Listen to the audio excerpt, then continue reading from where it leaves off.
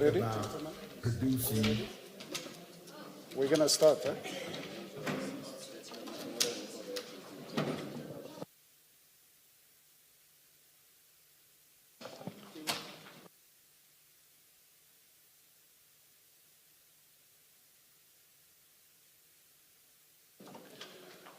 Good morning, all.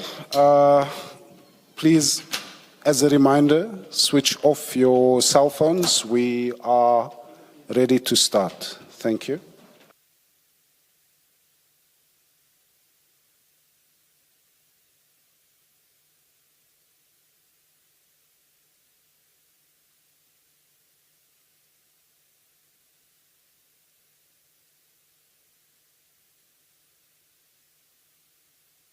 Good morning, Ms. Bowe. Good morning, Chair. Good morning, Commissioners. This morning, Commissioners, we'll commence with the evidence of General Hilda Kosi Sentumule. The witness, Chair, is ready to be sworn in and has indicated that she'll be taking the oath. I could tell from the end of the general statement that she'll be swearing. Just a minute. Good morning, General. Good morning, Commissioner. Thank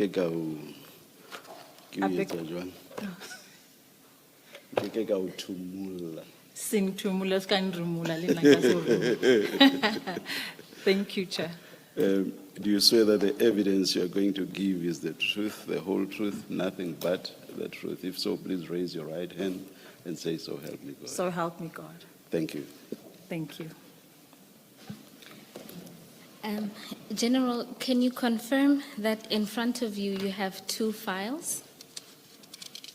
I confirm. And in the first file, there is a statement. Yes. Can you confirm, if you go into the file with the statement at page 26, can you confirm that that is your signature at the end of the statement? Yes, it is my signature. Thank you. And General, can you confirm the correctness of the contents of the statement?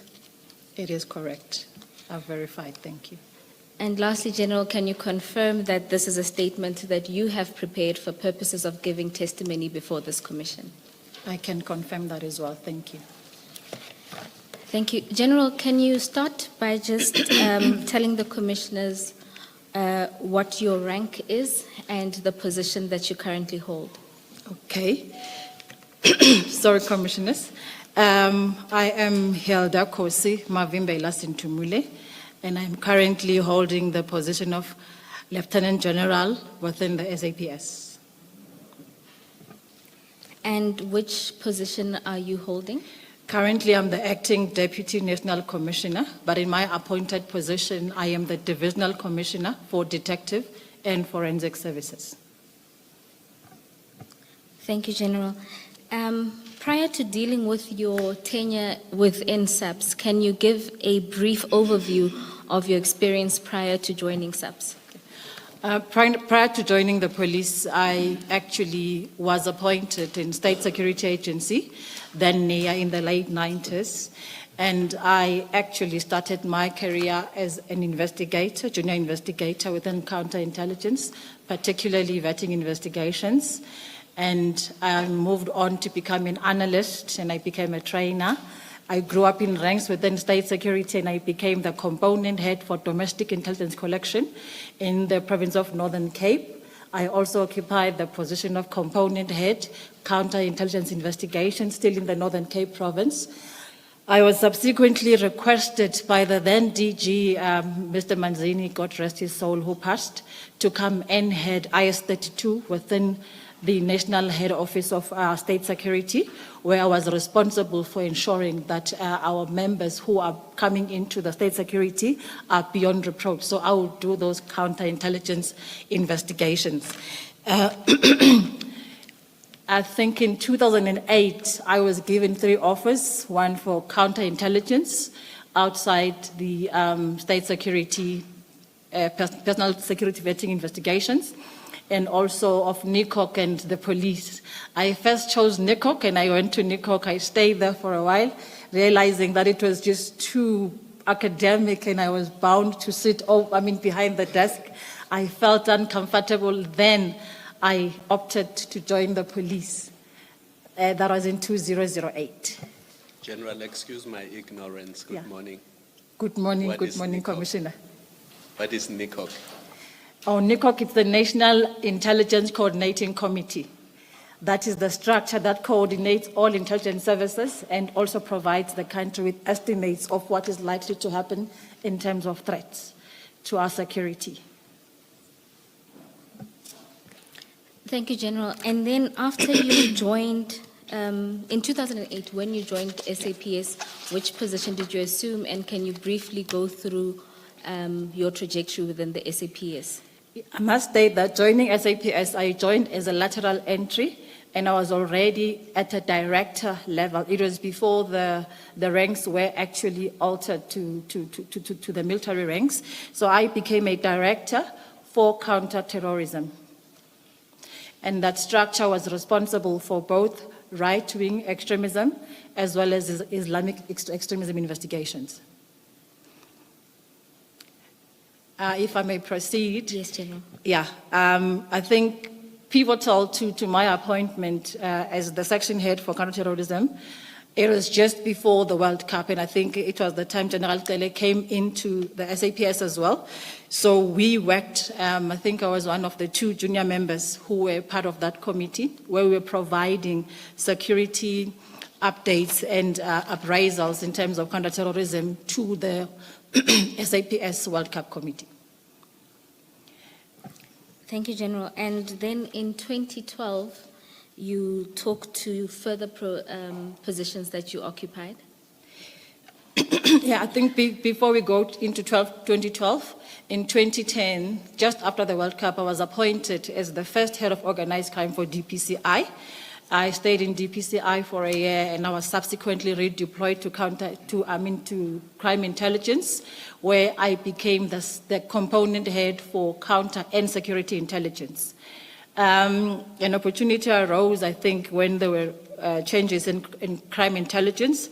I then became the head of labor relations. For the first time in my life, I was in HR, and I became the state chief's negotiator, a position that I enjoyed because it actually broadened my scope of understanding management and issues that touches the conditions of service of members.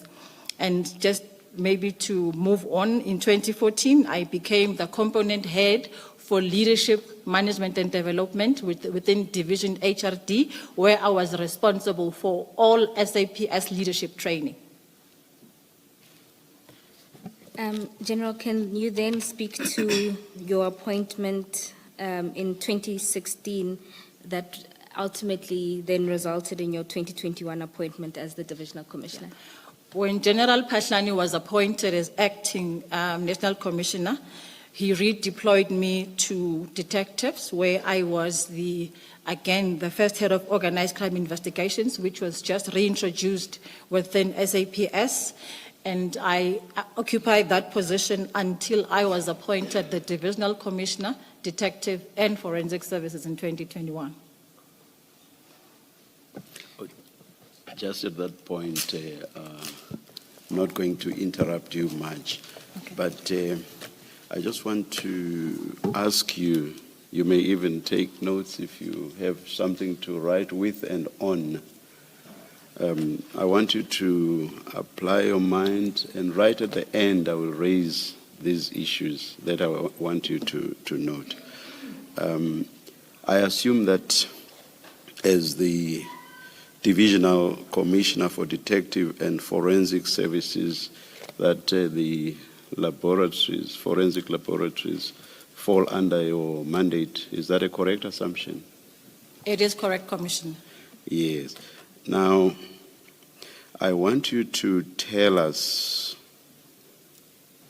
right at the end when I raise this again, if you have identified the causes of the delays with the tests conducted at the laboratory, And if you have, what are the causes of the delays? And secondly, on my understanding, the delays have existed for a very long time. Is that correct? And then again, why was this situation allowed to last for as long as it has? And then, have you applied your mind to solutions to the problems? And if you have, what solutions have you come up with? And how soon can those be implemented? Sorry for interrupting the flow, General and Ms. Bowe. As I say, that's for later, right at the end. Noted, Commissioner. Thank you, Chair. General. And perhaps I should specifically refer to Abyss in this context. Yes.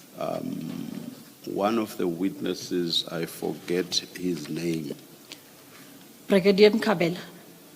Yes, him. My understanding of his evidence was that the Abyss system is not used optimally. Can you please address that as well? Address it specifically, and also tell us what your ideas on improvements such that this gets used optimally, what your thoughts are in that regard. Thank you.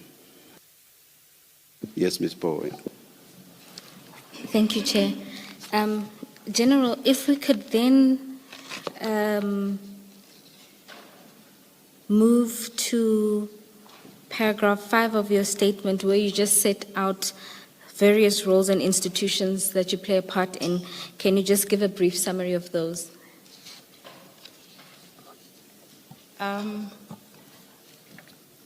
I'll start by reflecting on things that we have achieved as an organization where I played a role in terms of leadership.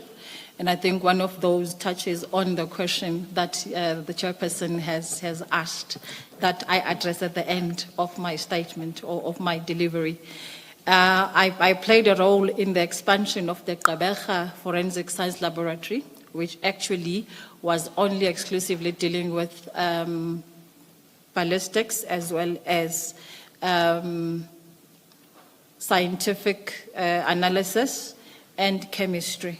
So we expanded this lab to cover the DNA analysis as part of us trying to address the issues of the rising exhibits of DNA, and also making sure that we have a good turnaround time for us to be able to provide the courts with the evidence as required. This was a presidential project, and I must say that the plan is to expand the particular FSL footprint throughout the country. I also championed a number of projects for the National Commissioner where we were expanding and increasing resources, particularly in the Division Detective and Forensic Services. I'm also a co-chairperson of the SAPS and BAXA Business Participative Partnership, where we are looking at pioneering a digitized police station, and basically we are looking at improving police stations to be able to deliver services as well as reduce the overload of people going in to ask for diverse services. So we are working on that model, and I think I'll touch on it, Chair, when I respond to what are we doing as interventions to address the delays in terms of forensic material to courts. Further, I'm also a project manager for the IAWP, which I actually led successfully in 2013. I was the project manager for the inaugural first ever IAWP conference in South Africa. I think for Commissioner Khumalo, just not to confuse you with my acronyms, IAWP, it's the International Association for Women Police, a structure that has existed for more than 100 years. And also I became its coordinator in the SADC region. And at some point I was also for 2 terms a board member for PolMed, where we were responsible for taking care of the members' health care as well as emotional and mental wellness needs. Then currently, I'm also the director for CID. CID, I think we would all know, it means Criminal Investigations Division for South Africa in the region, meaning that also I serve on the permanent subcommittee of the police chiefs, which will be the subco body of the region. I'm also, I think, lastly, Chair, I'm the co-chairperson of the Trilateral Planning Cell. That is a structure that the ministers initiated to look at your countering narcotics in the region, and this particular planning cell covers 3 countries, that's South Africa, Mozambique, and Tanzania. Although now we have invited a number of countries, including Angola, Lesotho, Swaziland, to be part of the TPC, as we call it. Thank you. Thank you, General. Oh. General, good morning. You have there 5.2. What is that organization? What does it do? Okay. The Southern African Regional Police Chiefs Cooperation Organization, this is a structure or a body that actually brings all the police chiefs in the region, and they coordinate on issues of crime in the region, particularly your either cross-border crimes or transnational organized crime. So the National Commissioner would be the chairperson for the country. However, the chairperson rotates. I think currently it is sitting with, with Malawi. Thank you. Thank you, Commissioner. General, if you could then move to the key roles and responsibilities of your division with a particular focus on the units that you oversee. Okay. Chairperson, under my leadership, I actually have 8 components that I'm leading, starting with your crime investigation service, serious violent crime investigations, organized crime investigations, commercial crime investigations. Also from the detectives, lastly will be the family violence, child protection, and sexual offenses. If I move to forensic, I'm also responsible for criminal records and crime scene management, forensic science laboratories, as well as quality management component. Thank you, General. And as you indicated, you are currently the acting DNC in crime detection. What are your responsibilities there? Okay. My responsibility entails providing oversight as well as strategic direction to 3 critical investigation programs within the SAPS, or let me say the crime detection business value chain. That will be crime intelligence, detective services, and forensic services. Thank you, General. We are now going to move on to the topic of disbandment of the PKTT. And to begin with, you explained that in December 2024, you were actually deployed to the Western Cape. Can you explain the deployment, the purpose of the deployment, and when you then returned back to the head office? Thank you, Commissioners. As part of protocols and as a requirement, all senior officers in the SAPS are deployed in support of provinces during the festive season, and the rationale is for us to monitor and oversee police operations in that particular area where you are deployed. So I was deployed in the Western Cape in support of General Pategile, who's the PC for Western Cape. And that would mean also doing your field, how can I call it? We also go to the field where we do stop and searches, we do roadblocks, we make sure that there's visibility in the province, as well as we also assist the members and guide them in terms of doing your tracking and also tracing of wanted suspects. Thank you, General. And when did you then return to head office? I returned back to head office on the 3rd of January. However, I already had submitted my pre-planned leave that took place from the 6th, returning back to work on the 17th of January, 2025. Thank you, General. You then say on your return to work, you had an informal discussion with Lieutenant General Khumalo. Can you tell the Commission about that interaction and what you were discussing? Maybe before I start, I want to provide context in terms of my relationship with General Khumalo. And I know that this maybe also will touch on Commissioner Khumalo. I actually grew up Kosi Khumalo, and that is my father's surname. However, when I went to high school, when I was doing standard 8 at the time, I wanted to honor my grandfather who raised me, and that's a Mavimbela. So literally, I changed my surname back to Mavimbela, and I became Kosi Mavimbela. So me and Dumisani Khumalo, General Khumalo, we call each other Boti Ngosisi. So uti siswami ngithi bhuti wami. And normally we don't ever have a serious, intense interaction. I mean, even with all these challenges, we don't have hey, come sit down. It's still bhuti wami, siswami, and it's still mama uti. So as I came back from leave, we meet, I can't remember where, but it was in one of the meetings.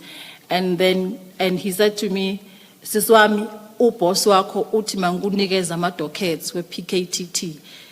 Just like that. And we ngabuza ngobani. Then he says to me, no, uthi uminister unikeze a directive that those dockets should come to the detectives. He says no, he gave him that instruction in writing. So I then said to General Khumalo, unfortunately, bhuti wami uboss wakho mina kangibhalelanga, ubhalele wena. So mina ngiyiphoyisa. Uba yiphoyisa means ukuthi when you instruct me, it must be in writing. And I think the discussion didn't go further. But also what prompted my mind at the time was, Kodu Khumalo has been the project coordinator of this task team from 2018. And I was there. I think when the meeting was called by Minister Kele, we were all invited. I think it was myself, General Ramatswele. Ramatswele was the section head for, at the time it was called specific crimes. Now it's called serious violent crimes. It was me, him, it was General Tsumane was the DNC at the time. General Musikidi was the divisional commissioner at the time. So we were all invited to that meeting that took place in General Mkhwanazi's office, and he was the acting provincial commissioner. So he wasn't telling me something that I didn't know, because I would have prompted to understand what are you talking about. So I knew. And as far as I knew, he was doing well. When Minister Kele came and General Khumalo was appointed as the head of CI, I think a decision was taken that he actually proceeds with that role. And all of us supported it. So there was no way that now I could come and say, now bring me the dockets. I needed to understand why. And for me, it was not in writing, so I couldn't act on it. And by the way, I think the commissioner spoke about Bo Mabari Bari. I didn't want to rely on Mabari Bari. I wanted something I could read. Thank you, commissioners.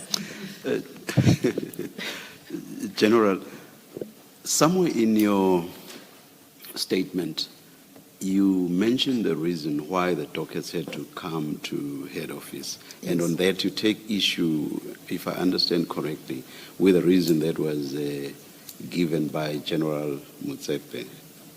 Okay. Do I understand the position correctly? Yes. Yes. What I'm not sure comes out clearly from your statement is whether you personally were told what that reason was, and who, if you were told, the person that told you was. And at what stage?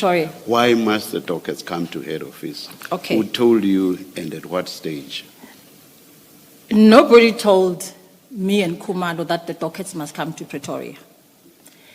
The letters, okay, eventually I got my letter on the 2nd of February. And I think just after that, the minister called a meeting in Cape Town, where he basically, I think it was an orientation meeting where we had to present to him specific topics, and I think mine was on the capacitation of the detectives. And unfortunately, lo and behold, on the 6th of February, my nephew Tato was fatally wounded, and I had to return home on the day because I couldn't cope. So for that reason, I think I took leave to be able to assist my family in making sure that Tato gets to rest appropriately. On returning, now Khumalo and I, we both had instructions that said, you, General Khumalo, in your capacity as the project manager for the PKTT, hand over the dockets to General Sintumule, who is the Divisional Commissioner for Detective and Forensic Services. And I think the instructions were clear because if you look at it, it actually stated how the handover should take place. So Khumalo and I, he already had, I think, the National Commissioner's letter, which I never had view of. I relied on him when he said to me, the NATCOM had already written to the minister to provide a winding down approach proposal for his approval, for the minister's approval. And your February letter was from General Sibia. General Sibia, yes. And it said nothing about the reason for the dockets to be brought to head office. Maybe if the chairperson could allow me to read it into the record. Yes, yes. Thank you. I think it should be on the other bundle, HKS 2. Okay. The letter read as such: the South African Police Service established the National Task Team on Political Killings to address the concerning rise in politically motivated murders and related crimes involving political figures. This specialized task team was dedicated to investigating, resolving, and preventing such incidents to ensure justice and maintain political stability in affected regions. On 31 December 2024, the Minister of Police issued a directive to the National Commissioner to immediately deactivate and disband the NTT-PK, which we call the PKTT. And he said in his letter, this decision was informed by an assessment that the task team no longer significantly contributed to policing efforts. So that's the only reason provided, that it no longer significantly contributed to policing efforts.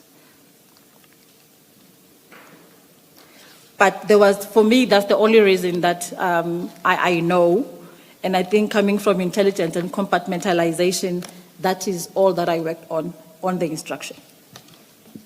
Thank you, General. Thank you, Chair. General, maybe while you are on the letter, can you please read paragraph 5 into the record? Okay.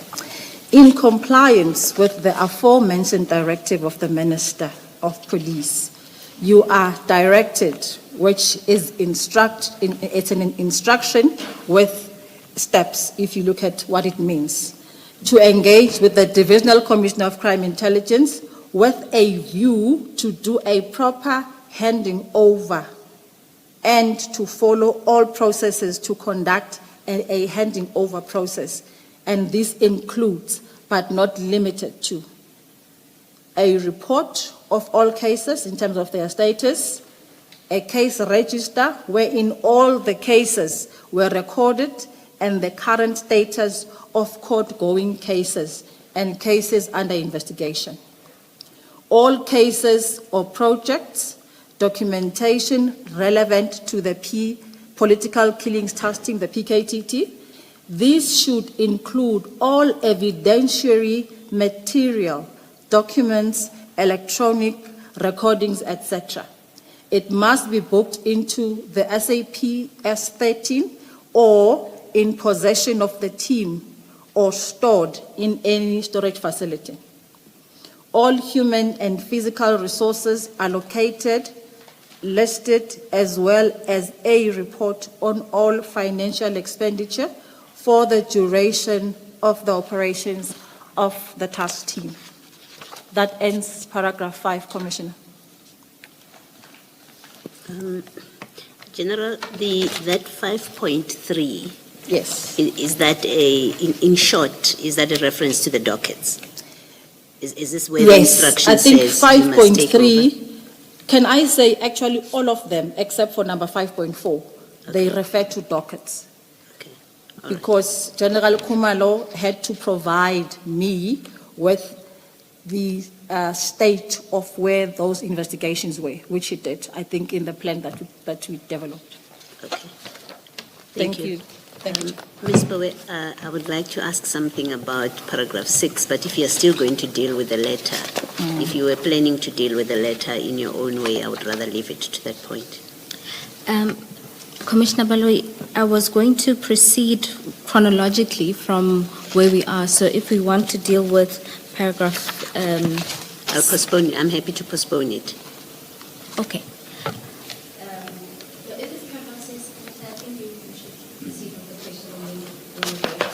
Okay, all right. All right, thank you. General, in that paragraph 6, which you haven't read, Yes. and I'll read it, it says, it is advised that the Divisional Commissioner, Detective and Forensic Services, that's you, Yes. okay, ensures that the case/investigations are taken care of to ensure that cases are not lost in court because of the deactivation and disbandment of the task team. I want to just understand how it works. You are at National. The PKTT dockets are In cases. KwaZulu-Natal. Yes. Yes. Ordinarily, how would it work? You are now being told you must ensure cases. What does it mean practically you would do?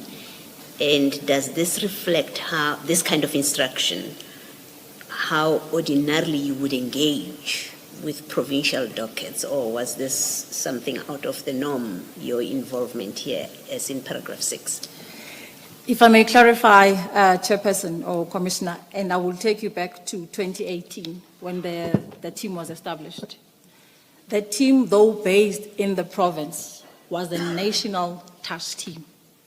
That's why General Ramatswele was the first project manager, and General Maqashalala. And General Maqashalala moved to the Western Cape. General Ramatswele retired. General Kumalo was appointed when he got promoted to level 14 general or 2-star general. So he was running a national project. That's why even the budgeting would come from national. That's why even the reporting will include all of us. So in essence, what General Sibia meant here was that I take over as the project manager. That's the understanding. So you would take over from General Kumalo? Yes. That's what it would mean? That's what actually he requested. Okay. And maybe just over and above what he wrote, it's also what he said, that General Kumalo was in crime intelligence, and therefore the investigations belong to detectives. Sure. Thank you, Chairperson. And what's the significance of open quote advised, close quote, as opposed to, for example, instructed? The instruction is already given. So he already instructed, and he gave probably a framework of how this instruction should be executed.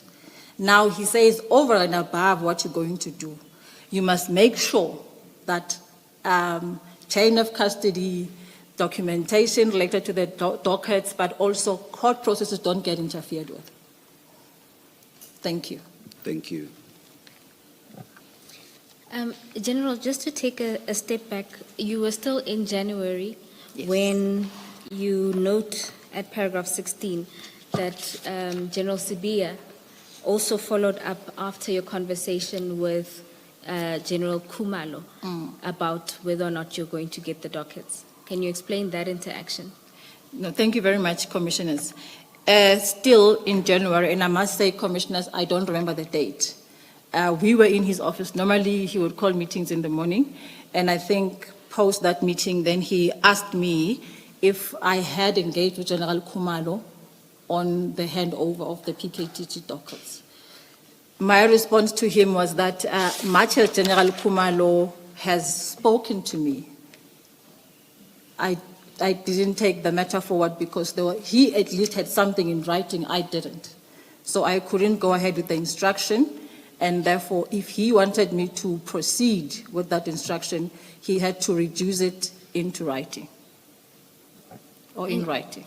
And General, just to confirm, at this stage you had not been furnished with the directive that the minister issued in December? To date, I have actually not laid my hands on that directive. Can I just go back a bit? So when you first encounter General Kumalo Yes. on your return to work in January, was that the first time that you became aware of this decision? Or someone spoke to you, maybe let me be more specific, that someone said anything to you about this decision of the disbandment? Yeah. You know, I think after the July 6 press briefing by General Mkhwanazi, I realized that actually I've never even seen this writing. Not on social media, I don't think I came across it. Nobody even showed it to me. So when it happened, I think maybe it's because the critical 2 weeks I was not on duty.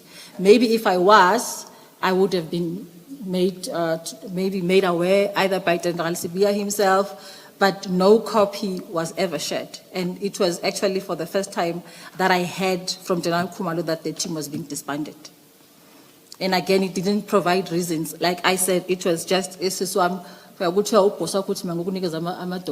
for me, that was just, in jest actually. Yes. And before, we know the decision was communicated at least on the 31st of December. At any point before this discussion with General Kumalo, so I'm going back even to Yes. 2024, had you ever become aware of an intention or a conversation to disband the PKTT? No. Yes. No, Chair. And if there was such consideration or even discussion, by virtue of your position, and please explain a bit if Yes. you're able to, would you have expected to have been part of that conversation? I think in actual, I'm covering this later in the statement, but maybe let me say it was business unusual, where you just have a decision like that to say disband a structure. Normally what would happen, we actually would be called into a meeting where all the teams, we've got a number of intervention teams throughout the country, and then we manage those through the structure called NCCF, and they then, General Musigidi is the chairperson, so they would come provide progress report and we assess whether the intervention is working or not. And I think it is in that meeting where then, whether it's General Musigidi or the National Commissioner can say, we then can start decommissioning the team. So not only myself, crime intelligence would be there, visible policing will be there, forensic services will be there, because we all deploy our capacities in support of the team. Thank you. And General, just to go back into, you note that you also attended some of the IMC meetings where feedback was given on the performance of the task team. What were your observations of the performance? In the police, we have what we call a 5-pillar approach when we do interventions. That means mobilization of all your competencies, intelligence, you've got your proactive, number 3 is combat, so that will be your TRT, national intervention and task force if it's required, or POP. And we also have number 4, that's the detectives and the NPA within that pillar. Then number 5 will be communication. So General Kumalo went over and above that concept. He actually, in my assessment, established a one-stop shop where you get everything under one roof. So I had to deploy, for example, ballistics experts in that team that were not sitting at forensic, were sitting actually with the team. So that when there are firearms recovered or actually any material relating to a firearm, they would immediately process that. But also he had members who, like the DFOs, who will do inspections on firearms. I remember in one of the successes where a consignment of firearms was discovered from a dealer, and not all of them were registered, and some of them were linked to crime. So in my assessment, it was the best practice. I even asked him to say, Mbulaz, I'll share this operational approach in terms of now what they used as a framework to assess the progress. So it was working. And in the last IMC that I attended, 2022, if my memory serves me correct, because really I think some of the dates, as you grow older, you lose them. In that meeting, it was mentioned that the team should be strengthened and enhanced, particularly because of its effectiveness. And also it was said that the team should continue. Thank you, General. Can I just ask a follow-up question, Advocate Yes. Gore? I'm going to take the General back. Commissioner Baloy asked you about whether in the normal course you should have been involved in the Yes. discussion leading to the disbandment. I want to focus on the after, because in paragraph 9.7 of your statement, you say, as part of your role, you are responsible for liaison and collaboration with other stakeholders, including the NPA. Now, there's this letter of February 2025. You are aware of the disbandment, but you say you were not given the disbandment directive. Would it have been your role then to notify the NPA in KZN that, listen, the PKTT has been disbanded, there's an instruction to take the dockets and reallocate them to detectives? Please note that the structure you had in place is no longer going to work. This is now the new structure that is going to be in place. Would that have been part of your responsibilities?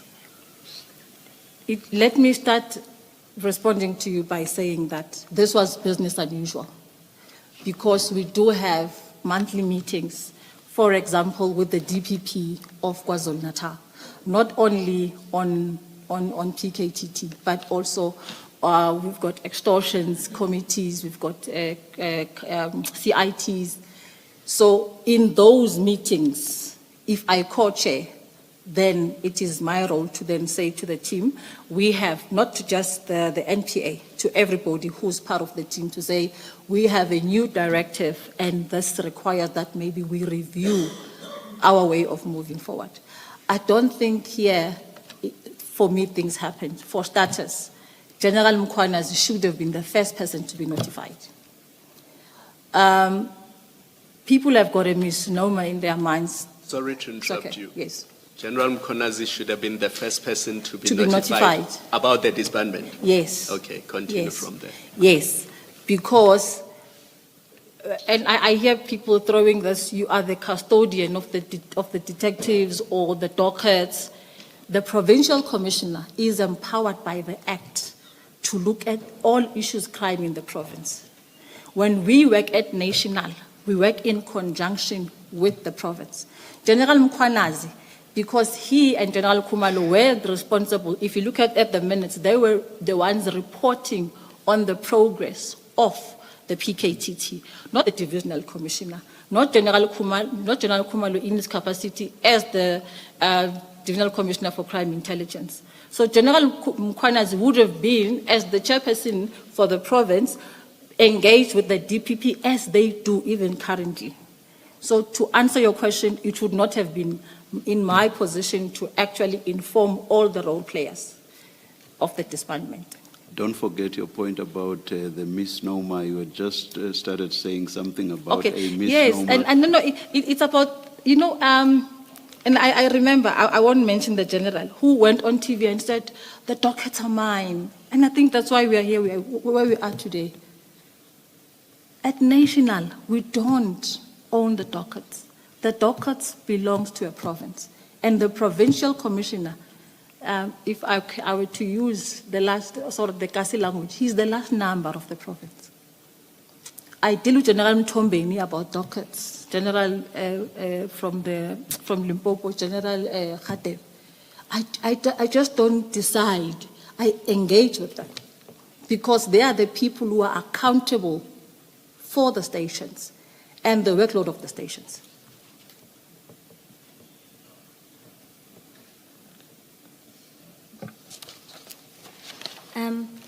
In general, so now we are in February. You've already talked about. Sorry, just to go back to, I think just to satisfy the chairperson. So this notion that you are the custodian of the dockets, maybe of the systems of managing the dockets, because in my role, I need to be able to provide the National Commissioner with the picture of the detective performance at National. For example, are we resolving on murder? Are we resolving on hijackings? I own the system. So I'm able to extract data that can give patterns. Let's say in Gauteng, we know that Gauteng actually holds the bulk of our crime. If I look at hijackings, if it's red, then I know that we need to intervene in Gauteng. So that is my role. Not that I can call dockets in. Thank you, Chair. Thank you, General. Not that it's not permitted, but actually it must be done in conjunction with the provincial commissioner. So whoever may have told Mr. Mokgotsi, whoever the subs, may have told Mr. Brown Mokgotsi that the dockets are going to General Sibia because they belong to him would have misled him, if anyone told him that at all. They would not have been correct. I am tempted to answer the commissioner, but I think my response would be in this manner. You can read between the lines. I submit. Thank you. I shall not ask you, what do you mean? General, sorry, I need you to clarify something. As I understand what you're saying, there's a difference between overall responsibility for dockets and physical custody of an individual docket or a group of dockets. Can you just clarify that for me so that I understand the difference between the two? The structure for detectives is as follows, okay? You have the DNC, you have the divisional commissioner, you have the component heads, but to the DNC or the DEVCOM, you've got a dotted line with the deputy provincial commissioners. The DPCs are responsible, because they report to the PCs, for the dockets in the province. At National, if I were to, because I report on all dockets, even your high profile, at National, then that would be the divisional commissioner. But the PCs in the respective provinces have an authority based on the Constitution to actually deal with, even when you look at our directives, it talks about the station commander, not a component head at National, responsible for the safeguarding, safekeeping of dockets. So in that manner, I'm trying to say, at National, much as we do have that leeway because we're at National, but we can never do anything on dockets without involving the province. If there's a complaint that is submitted on an investigation that is not probably done properly, or the family is not getting joy, we get involved, and if they say they would like the docket to be moved to DPCI, that's my role. I engage the PC, we write, and we say this docket will then be moved to the DPCI after engaging either General Mboto or General Nkosi. I think for me that needs to be clarified, because this is where, again, Chair, the misnomer is happening, or actually is. Thank you, General. We are now in February, and you've explained that you received the letter from General Sibia, and you were also preparing for the ministers' meeting that was called in Cape Town. Before we talk more about sort of the interactions that you had in the execution of the letter, can you touch on sort of your relationship and the status of your relationship at the time with General Sibia? We had a very cordial relationship. Cordial in a sense that we have to work together, and I think we both realized that we have to work together. And I will not say it was one of the best relationships because it's a touch and go. Today, you could be on these good books. Tomorrow, for no reason, you could be in his bad books. So for me, it was a touch and go relationship, but we had to acknowledge that we had to work together. I already was aware that him and Khumalo were not doing well. Our program in totality was struggling in terms of performance. So as leadership, we had to be able to work together. Thank you, General. You then left the meeting in Cape Town. Did you ever get feedback about... Sorry, can I, before you discuss the Cape Town meeting, in paragraph 17, General, Yes. the very last sentence where you comment about this letter that we've just looked at, you say, according to the DNC's letter, this decision was based on an assessment which concluded that the PKTT no longer made a significant contribution to the broader policing efforts. Can I please ask you to comment on that, your view, whether you agreed with the view on your observation as divisional head at that point, about the impact of the PKTT and whether, in your view, it had run its course? I don't think any team that is relevant will ever run its course. And I don't believe that you have to change something that works because maybe it doesn't work for you. For me, the directive, I was not favored with that assessment that was conducted. And I was not aware if there was an assessment that was conducted. And I didn't ask. Maybe a shortfall on my side, but I took it that maybe definitely they did a study. If Khumalo is saying he's bringing the dockets, maybe there was something in writing that said, indeed, maybe the workload has reduced, or maybe there was something that said the team actually could be, either maybe the detectives must go back to the detectives and all the combat members must go back to their environments. So my understanding of this was based on what I saw. However, knowing what I know, remember this team has been running over a period of time. So I was not sure whether really there was a meeting, because I've missed a number of meetings, like for example, the 2023 IMC I didn't sit. So I was not sure whether indeed there was a meeting that took place and also that then the team must be disbanded. Yeah.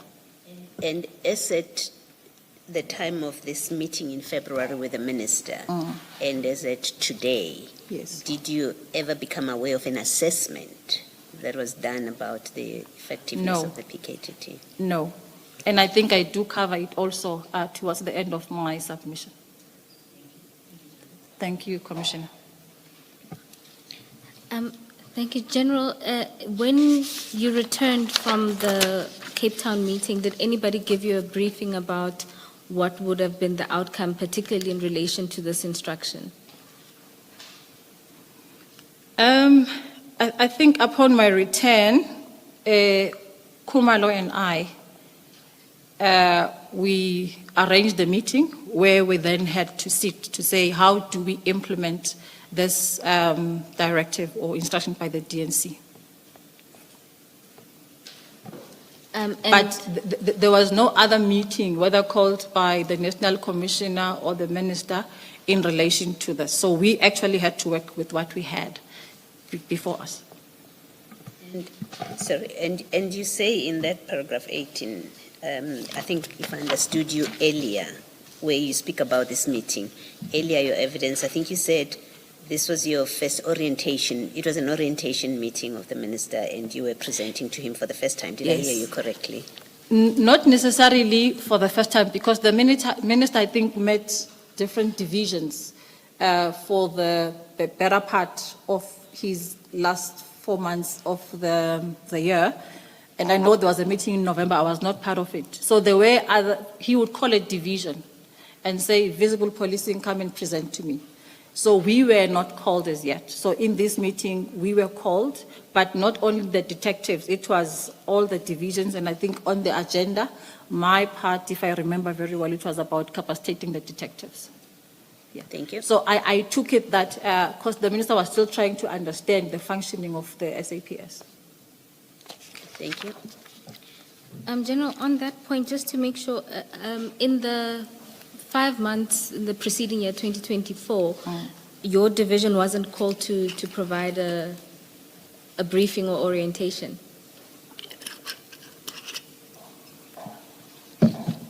Where we were only as a division, no. But there was a meeting with the minister where he actually called us to come up with a plan on how to capacitate the detectives. Hence, on the 6th, we had to then present that plan to him. But a general briefing hadn't taken place on the division as a whole? No, not that I remember. And I'm saying this bearing in mind that my position also requires me to travel. It could have taken place in my absence, but where I was, no. Thank you, General. And Sorry, Ms. Moore, I'm very sorry. I'll take you back 1 or 2 steps, General. Okay. You say that on your assessment, the minister was still orientating himself. Yes.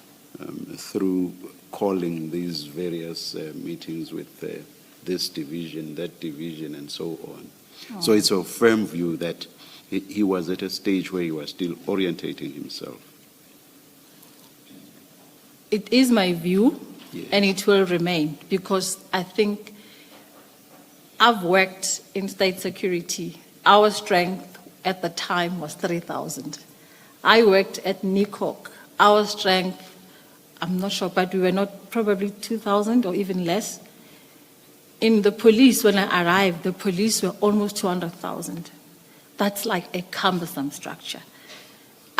I don't think any police minister will leave having said, I understood the police correctly. I am managing so many components. Sometimes when something comes, I'm like, but I was not aware, because it's impossible.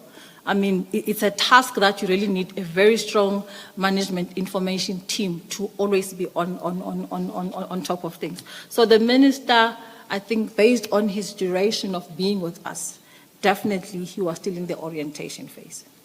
I'm asking you this in the context of the minister's decision to disband the PKTT, which I understand to be a decision that had far-reaching implications. So I find it very odd that at a stage when the minister was still orientating himself, he could have taken such a decision. Do you wish to comment on that? My comment is, I think your assessment is correct, but also to further add, I don't think maybe he anticipated that actually this had far-reaching implications. I'm not sure whether it was a lapse in judgment from his advisors or where it came from. But I don't think it was properly applied, and that's why today we are sitting here. You refer to advisors. Are you aware of any? I know that the minister has... On this decision, advisors with regard...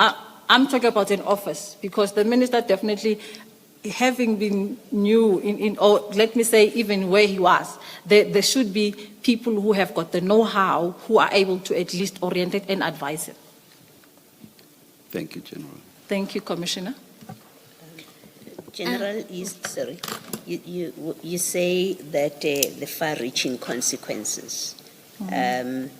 I know somewhere in your statement you speak about the effect on cases that were running. Can you just maybe now that you have mentioned the far-reaching consequences that you think the minister may not have been aware of, what, for example, maybe not for example, just speak to us about that. What are the far-reaching consequences you are referring to? I'll start with, for me, the most strategic one. The police is in a pariah state as we speak because of that decision. meaning that General Masemula and I spoke day before yesterday. He was looking for me and I was in consultation. Then he says to me, you, Musikidi and Dimpane are all in commissions. And I said, yes, General, it's because of what we did. It impacts on our day-to-day functioning, but also on relationships. And I'll start with General Khumalo, who actually had a very good relationship with the detectives. In honest reflection, now he actually has to question who he talks to, and at times he would want to talk through me. That's far-reaching because operationally, when we talk about your intelligence-led investigations, General Khumalo is a pivotal role in us succeeding as detectives. So I'm just sharing with you a few.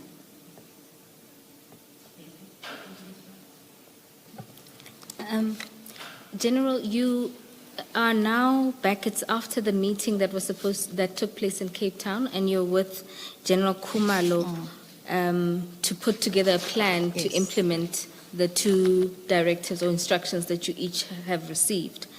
And you talk there about developing a plan. What plan was developed and what considerations were you keeping in mind in developing this plan? Okay. What we had in front of us was just an instruction with a framework of what needed to be done. And I think for those who are familiar with the art of war, you need a roadmap in terms of where you are going. And again, we realized that because General Sibia gave me 7 days on the letter to be able to do all of the actions that he prescribed. And I think if now, on hindsight, that actually there was immediacy to the disbandment. So we had to devise means to say, in line with the winding down approach, how then do we wind down to the disbandment? And I think we had then to develop a plan that spoke to key components of what could be elements of the winding down. General, you speak about the winding down approach, and the directive speaks about immediate disbandment. Where does the winding down approach come from? In one of the things that I mentioned, I think at the end of my statement, is that we also need to orientate the political principles on how we work. There's no immediacy to ending a project. If you say it ends now, it means I'm saying to the colleagues, where you are, just drop everything and go back to your respective environments. We are talking here cases that involve victims of crime, where people's lives were lost. So we need to be considerate and thoughtful. Maybe it's just words in writing or it's English, but in terms of how we implement, we had to be cognizant of what becomes the reality towards winding down. And so, using those considerations, you developed a plan that we've attached as HKS2. Can you briefly summarize the key aspects of the plan? Commissioners, if I may. apologies, General, it is on page 3 of the annexures bundle. Okay. But can I use paragraph 21 because it's almost the same, and then I'll go to the action plan on the annexures. Is that fine? Yes, General. Okay. The key components of the plan focused on the following. There were 125 dockets under investigation and 10 dockets which were submitted to the NPA for decision, and all of those had to be transferred. And I must, maybe before I get to this one. So General Sibia said all the workload must come to head office. And my argument always is that I am not a police station. And at head office, we do carry dockets within General Mutsipe's environment in Ninu, and I think to a larger extent in organized crime under General Shibiri's environment. but we are not designed to actually carry dockets. And I'm saying I'm not a police station. General Kumalo Mbuso will tell you, I always say, don't bring dockets to me, I'm not a police station. Because the dockets actually are a key commodity of the police station. So in the discussions, even with the ministers' meeting, I think at the end of the day, it was agreed that those dockets must be removed from the PKTT as a team to the detectives within serious and violent crimes, and that will be a murder and robbery unit.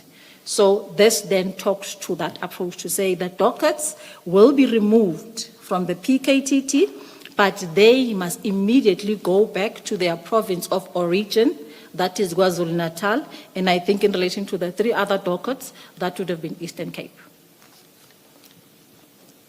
The second, So each station has got its own murder and robbery. Is that how it works? murder and robbery is a provincial competency because it's a specialized unit.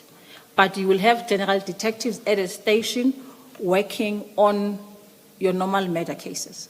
So murder and robbery would take such cases that are specialized or actually that garner national interest. So those will be based at a provincial level, not at a station. So where an instruction is the dockets must go back to, and the members of the PKTT must go back to their stations, what does that mean for what you've just explained? It would mean that, let's start with the members. If members, because we call members on a call-up instruction to join a team. So if that team is decommissioned, they must go back, let me say, to their business unit of origin. It could be a station, it could be at province, it could be at district. In terms of the dockets, I think the PC and the DPC will use their discretion to say this docket should stay with organized crime, with serious violent crimes, or it must go back to the station. Yes. So where you had, say, investigating officers Yes. in these dockets, and that investigating officer now goes back to their station, Yes. because that's the instruction. It means those dockets, if they are going to serious and violent crime, I think murder and serious, I think. Yes. the Yeah, name murder is and there. robbery, yes, yeah. If they go, the dockets go there, it means then there has to be a new investigating officer, unless a decision is made by the provincial authorities Yes. to bring If- that person in. If I respond to you based on the instruction, it meant that those dockets will be removed from those investigating officers and they will be assigned to new investigating officers and those under investigation. Thank you, Commissioner. General, you were telling us about the key elements Oh, of yes. the plan. Yeah, so the second part was that all new reported cases on political killings will be referred to the serious and violent crime investigation units and specifically murder and robbery units in KwaZulu-Natal. In the workload that we also had to look at, and I think this also talks to the letter of the 22nd of April, 297 finalized dockets, 57 withdrawn dockets, and 9 unfounded dockets were to be returned to their stations of origin for archiving, because all of these actually were closed dockets. 114 dockets on the court roll were to remain with the PKTT until they were finalized. Again, if you read this, in relation to what General Sibia said, that actually even the court-going dockets must be taken away from the team and they must be given to the detectives. And General, why was it your and General Kumalo's approach to have the 114 dockets remain with the PKTT? Why was that necessary? It was not only mine and General Kumalo's view as well. I think National Commission General Musigiri, in the meeting that took place, I think, on the 6th of March with the minister, they supported this approach. And I want to use an example in responding to this question. So a case, so a docket already is placed on the court roll. Let's say it's a rape case. The investigator has been able to establish a rapport with the victim, the victim's family, the witnesses, and they have an understanding, cooperation, and it helps in expediting the investigation. Now, if you bring in a new person, I think in the GBV environment, we call it secondary victimization, because now you have to make this person to relive the trauma. And it applies to also your serious violent crimes. If somebody's family, maybe it's a murder victim, now you must deal with a different person. And I'll give an example. As I said, I've got a mother whose child was kidnapped and disappeared. And she came to a point where she said, I'm not talking to anybody else. Because every time you bring somebody new, I need to start from scratch. And again, I need to relive the trauma of being a year without my son. So again, it's about taking cognizance of the impact of our decision. When a docket is on the court roll, again, there's a prosecutor, there's a relationship between the IO and the... So you cannot, for me, disrupt that value chain. Because, like I said, it can have far-reaching implications, even on the prospects of success for that particular case. And in addition to those observations, which are quite important, there's also the question of the detective having to study the content of the docket. Yeah. And also get to know what still needs to be done, whereas the original investigator was already flowing or running, as it were. So there will be delays. And that in addition to the observations that you have made, which are quite important. Thank you, Commissioner. And actually, you are now jacking my brain to think even further, particularly on the PKTT. These members are vested in what they do. And I mean, it happens everywhere in many environments, but because it's what we see, they actually make sure that whatever they start, they will run until they finish. And please don't ask me for statistics because I won't be able to give you. I'm just giving you a reflection of what I know and what I've seen.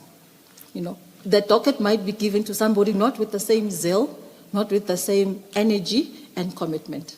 So in that sense, again, the family already, if you look at the police, if you look at the perception index of the police, I don't think we're doing so well. So these also further add insult to injury for the police. On the zeal and good performance and so on, I'm sure General Motsepe, I hope it was her, would not agree with you. Yeah. Basically, I understood her to be saying there's nothing special with the PKTT. The rest of the detectives in the country perform as well as the PKTT is said to be performing. Can I add, Commissioner, that actually there's nothing special about any of the units in the police, because we are actually called to do what we do. It's the energy we bring that makes a difference.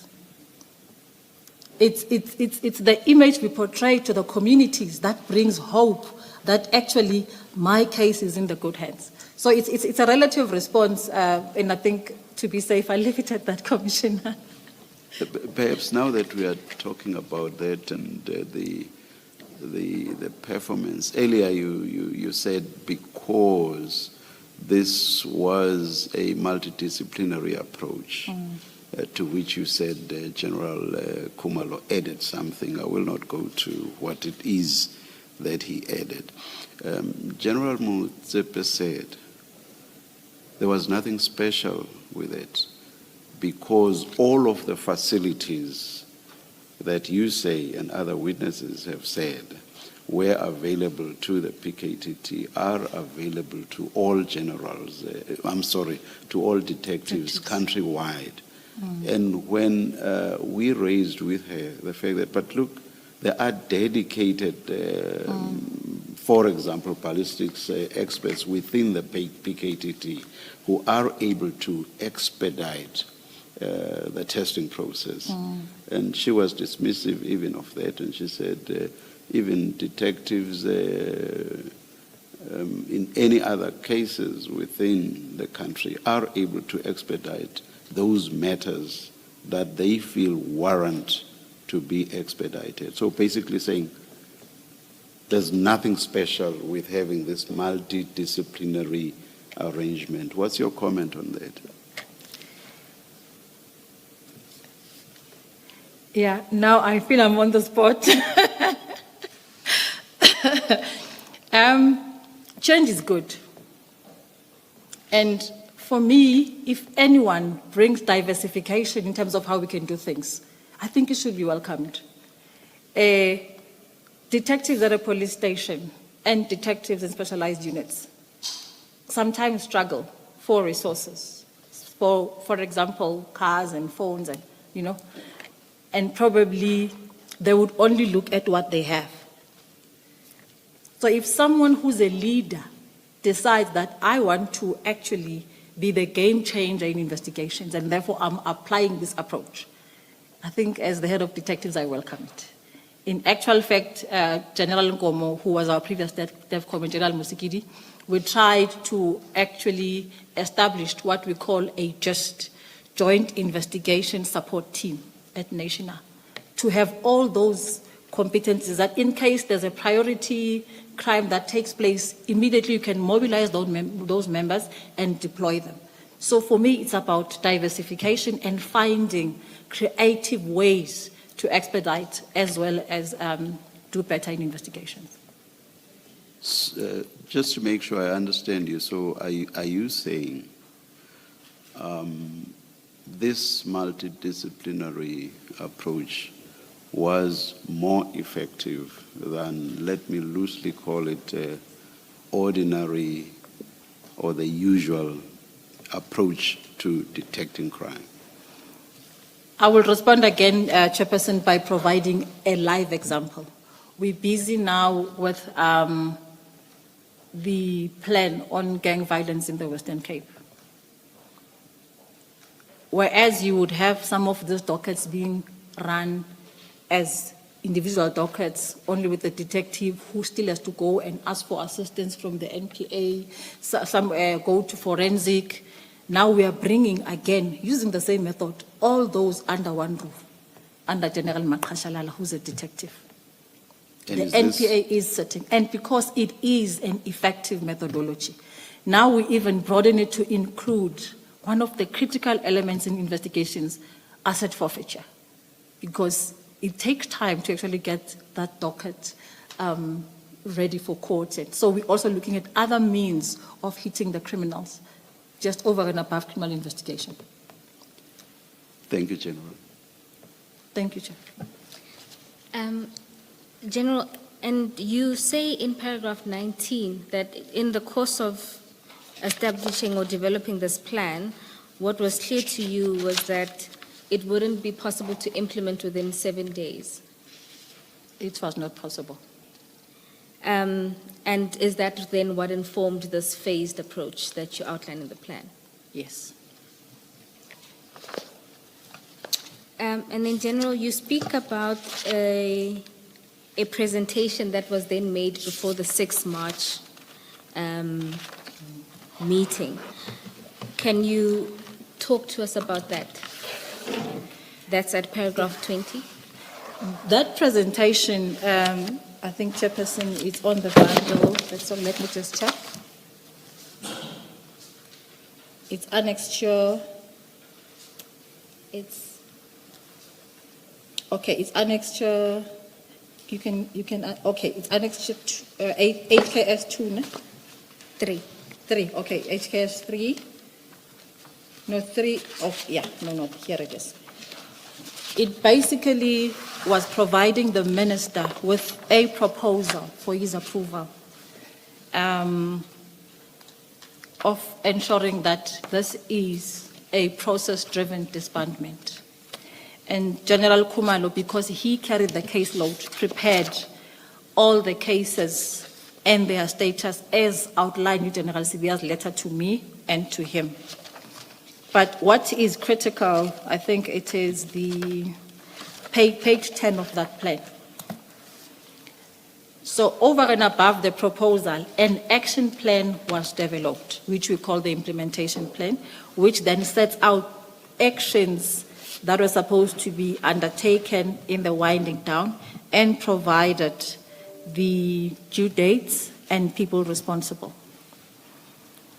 But I must add that of all the actions, the most important action for the meeting was action number 3, that was the handing over of the dockets under investigation to the DEVCOM, Detective and Forensic Services. And General, just so that we can understand, when the plan says hand over the dockets under investigation, practically what were you envisaging? Because already we had, through General Kumalo, done an assessment of how many dockets were there. It meant exactly that. So General Kumalo was supposed to physically hand over the dockets to the detectives under my command as set by the plan. That's what it meant. To the detectives, not to you?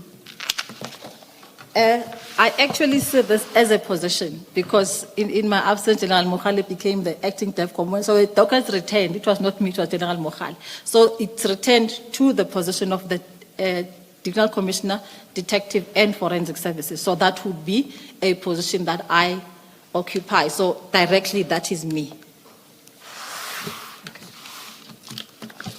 Okay, General, and so this plan was then presented at the meeting on the 6th of March. Yes. Can you tell us about that meeting? Yeah. In that meeting, as General Kumalo was presenting, as I said earlier, General Sibiya, I think the minister, were of the view that even the dockets on the court roll should be handed over. But after discussions, let me also hasten to add that, Commissioners, part of the plan included the reduced number of members who would now remain in the PKTT in view of the fact that only the 114 dockets will remain. So which means you don't need the whole lot. I think there were over 90, if I'm not mistaken. The number was reduced to 68. So that was one of the other key critical components of the plan. So in that meeting, I think the argument that the 114 dockets must remain with the PKTT won. And General, just so that we place it on record, could you look at paragraph 23 Okay. and 24? Your language there is much stronger. Do you care to comment on those two paragraphs? Yeah. I'm reflecting here on General Sibiya's thinking with the disbandment, that actually General Kumalo was not a detective and therefore couldn't be responsible for investigations. So his argument in that meeting, for me, resonated with the letter that he wrote to say that the handover should be complete so that no dockets would be under General Kumalo's leadership, including those court-going dockets. So whatever elements that he was arguing about in that meeting, or arguing on, or arguing for, it was actually all aimed at ensuring that there's a complete handover to the detectives on the dockets. You then say that General Sibiya's sentiments were also shared by the Minister and the Chief of Staff. As I said earlier, yes. And the approach to retain the dockets was supported by the National Commissioner and General Msidi. Yes. And you say ultimately what then became of the plan? What was the resolution? The plan was approved in principle, I think, with those amendments to say that the 114 dockets will remain with the PKTT, but also that now these 114 dockets with those assigned investigators, as and when each case gets concluded, those detectives will then have to go back to their station of origin or business unit of origin, but also the combat members as well who were protecting them will also have to withdraw and go back to their business unit of origin. That, of course, would not apply to detectives who had more than one docket in court. So if you finalize this one, And the other and one you is have still, another, it so doesn't you- affect you. you- Yes. yeah. So it means that it meant your workload had to be concluded. So if you had 3 dockets, you had to conclude all of them. General, when you say that the plan was approved in principle, does that include, if you look at the action plan, to go back and then you've got the item 2, no, item 3, approval of the new call-up instruction and Yes. financial authority for 2025-26. 26, yes. It included that as well. It is in included, and I principle. think that was specifically for those members who would have remained, because their term, I think, was coming to an end. So there had to be a new call-up instruction for them to be able to continue with their responsibilities. Okay. So in your understanding of how that meeting concludes in principle, adopting the plan, your understanding is that even though, and please correct me if I'm wrong, Yeah. I may be posing it not correctly, that even though the minister's letter or instruction says immediate Immediately, yeah. disbandment, in principle, the minister accepted that there would be that call-up instruction Yes. and a budget allocation for Yes. the period. You would accept that? I would agree with that. Okay, thank you. Thank you, Chair. And General, just to put this to you, Generals Masemola and Kumalo testified that there wasn't actual approval. What's your comment to that?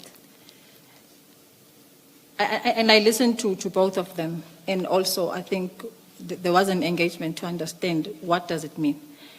In the second meeting of the 27th, progress was supposed to be reported of the deliberations of the 6th, which means it was the approval plus the amendments. How far have you gone? And the information note was supposed to be written for approval, and that never happened. So for me, that was not the plan, but the information note. That's my understanding. Thank you, General. And then, Sorry, I'm not sure I understand.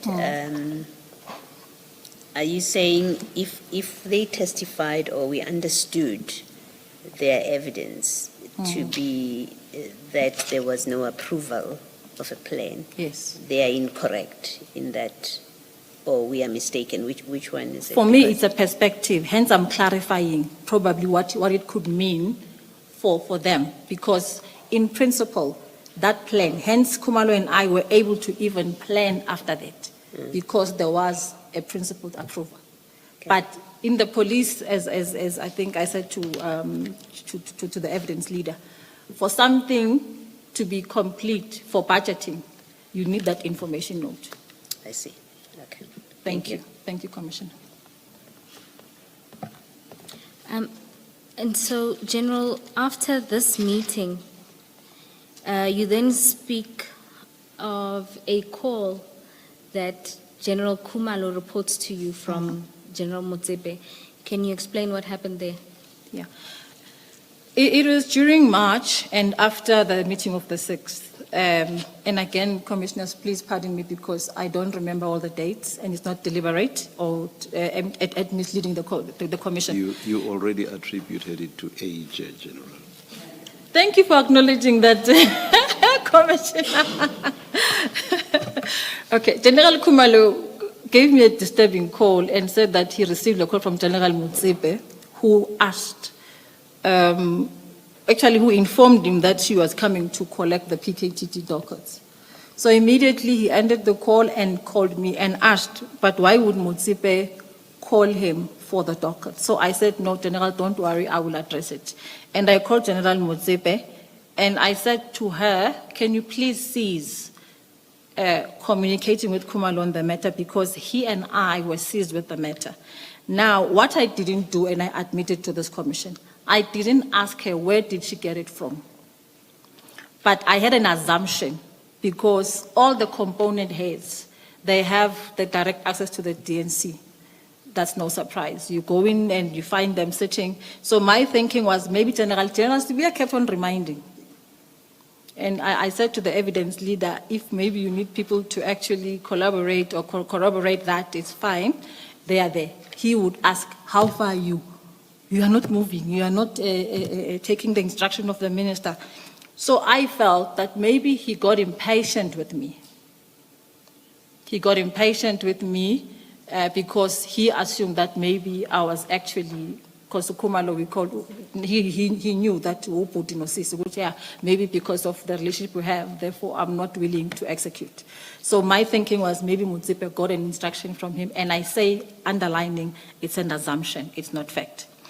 But also why I would think like that, and I think evidence leader asked me earlier as to why maybe all the relationship between me and General Sibia. In February, after the letter was received, after I came back from the bereavement of a family member, the National Commissioner got a complaint of an elderly person who actually owns properties in Johannesburg. And that elderly person was extorted, his buildings were hijacked, and he was assaulted, his house was broken, and he was staying alone, he's got no family. The elderly person complained to the police, and actually at some point even some of the police took advantage of him. So NATCOM got that complaint and he asked me to address it. Normally I wouldn't undertake that task of dealing with complaints directly. I gave it to General Shibiri. But at the time, General Shibiri, I think either him or his wife was not well, I can't remember. But the complainant kept on reminding NATCOM to say, but nobody called me. This elderly guy actually had to flee Gauteng and was in Cape Town. So NATCOM reminded me that there's this matter. So I then said to him, can I go now to go and see the complainant? Which he said yes. General Sibia has to sign my itinerary because he's my supervisor. And he had a serious problem. And I think I did submit the WhatsApp messages. Even after saying to him, Mpati, I would never, he believed that I was working against him. He believed that my trip to Cape Town was anomalous. I remember I even wrote in Zulu, Mpati, you know? And it got to a point where I said, you know what, I do what you want. You can deploy me if you want, redeploy me if you want. Because I felt, Because he said in the end, I know now. What does that mean? It means good. I know that actually you are working against me. So I said, after this complaint, I'm gone. So in that sense, I thought maybe he felt that maybe he was unsure where I stand. I don't know why, but that's what I want to present to the Commission. Chair.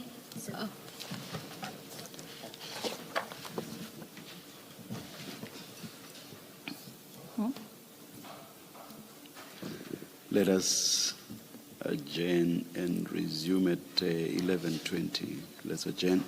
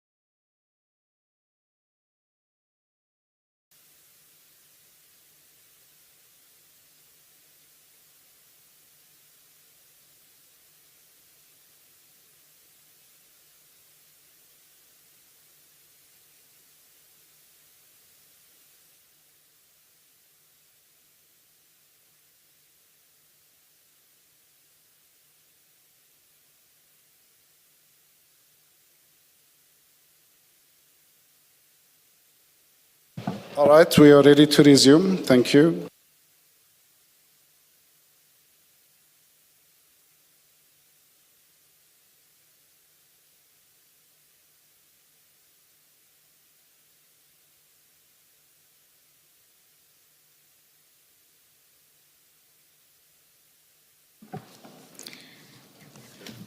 Perhaps,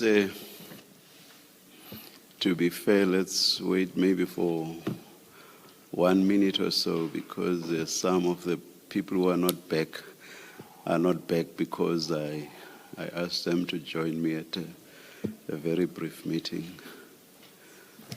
And I rushed back and left them behind.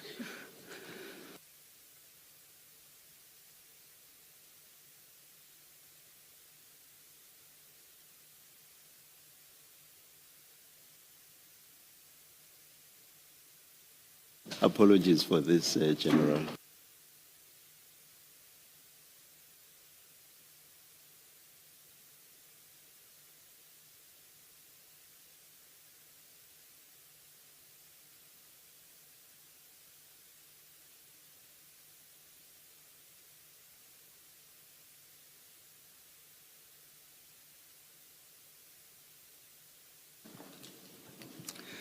I hope everybody is back in.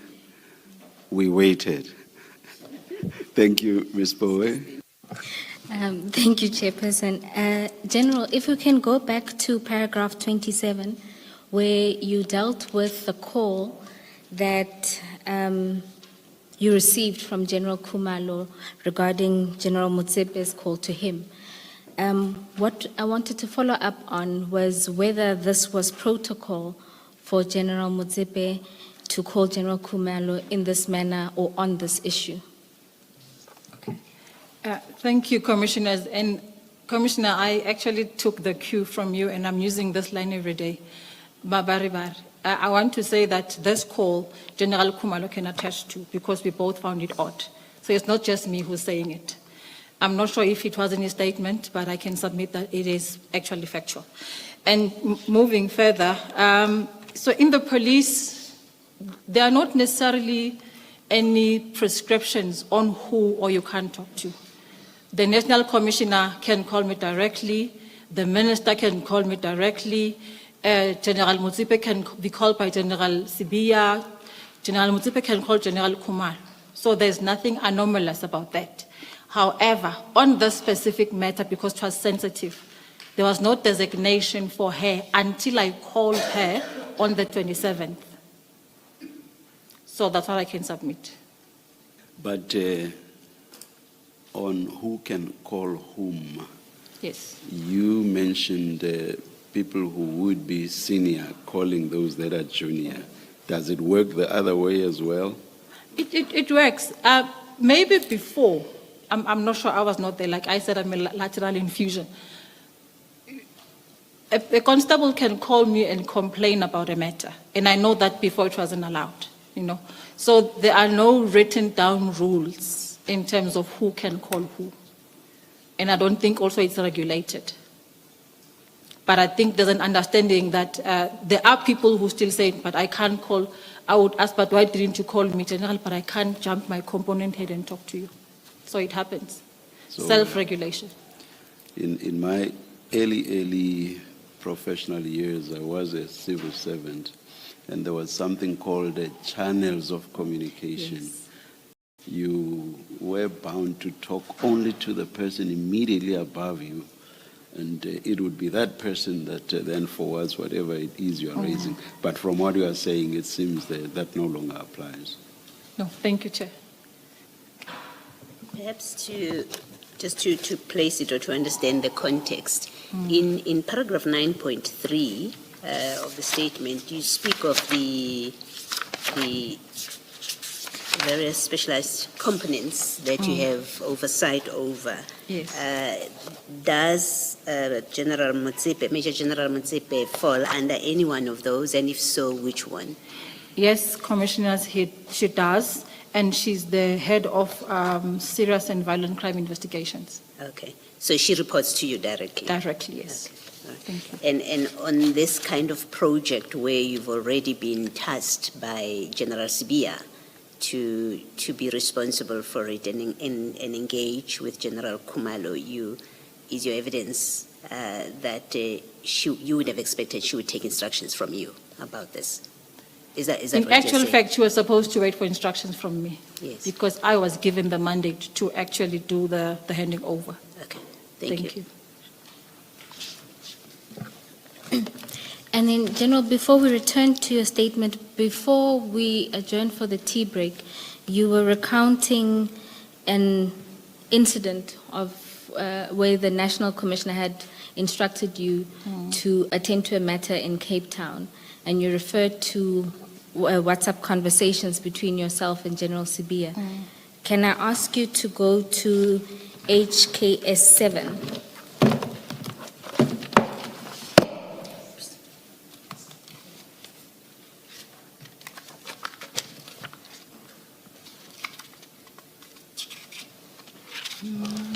That's on page 23 of the annexures bundle. Oh, yes, I am there. Yes. Can you confirm that this is the conversation you were referencing in your testimony? Yes, it is. And then, if we could then go to the actual conversation. Okay. Can I read into the record? Yes, please. Yeah, it was after the National Commissioner asked me to go to Cape Town to intervene in that matter of an elderly victim. General Sibia says to me, I'm advised that I should just keep quiet and let you go. You are free to go to Cape Town. That was in the evening, and in the morning I responded humbly and I said, good morning, Pat, my DNC. I am not perfect. God, this one thing I know. Ngiyakuhlonipha, ngeke ngenza into ongayithandi. Ngathembisa ukuthi I'll always support and work with you. Ngowami umlomo, lokho zange ngikwashintsha, futhi ngeke kwashintsha nanini. Angisona isitha, futhi ngeke ngaba yiso. Ngicela kungamosheki ubudlelwane bethu emsebenzini, ngiyabonga. Then I tried to call him and he didn't answer. General, can you translate that for us who are not fluent in isiZulu? I was saying that as a member working under his command, I'll always respect him. And I'm not here to do anything that could actually be contrary to what I'm supposed to do. But also he mustn't view me as an enemy because I'm not. And probably that I was asking that, can we have a cordial working relationship? I'm not sure if it sums it up, Commissioner. Kunzima translate isiZulu to English. Thank you, General. And then can you continue on the next page? So on the next page, the General says, you know why you went to Cape Town and what you are busy with. And you also know why the National Commissioner sent you and not say anything to me about you having to go to Cape Town. I personally know and trust that Makasala can deal with that thing. At least now I know. Then I attached the WhatsApp messages between me and the National Commissioner as proof that actually this is what I was going to do in Cape Town. You can skip the screenshots to then go to your message.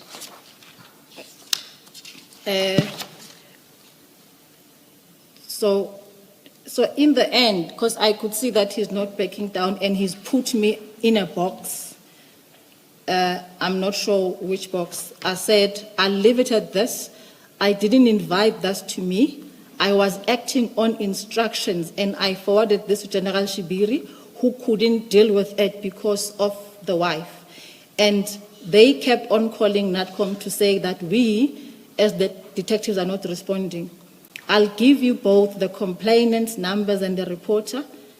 I'll also write an info note to NASCOM through you to be recused from the matter, as Shibiri, who was on conference call with me, with the complainant, will take over. the DNC can ask for my redeployment as this is too much for me and I won't be entangled on anything I don't know. I'm here to work and nothing else.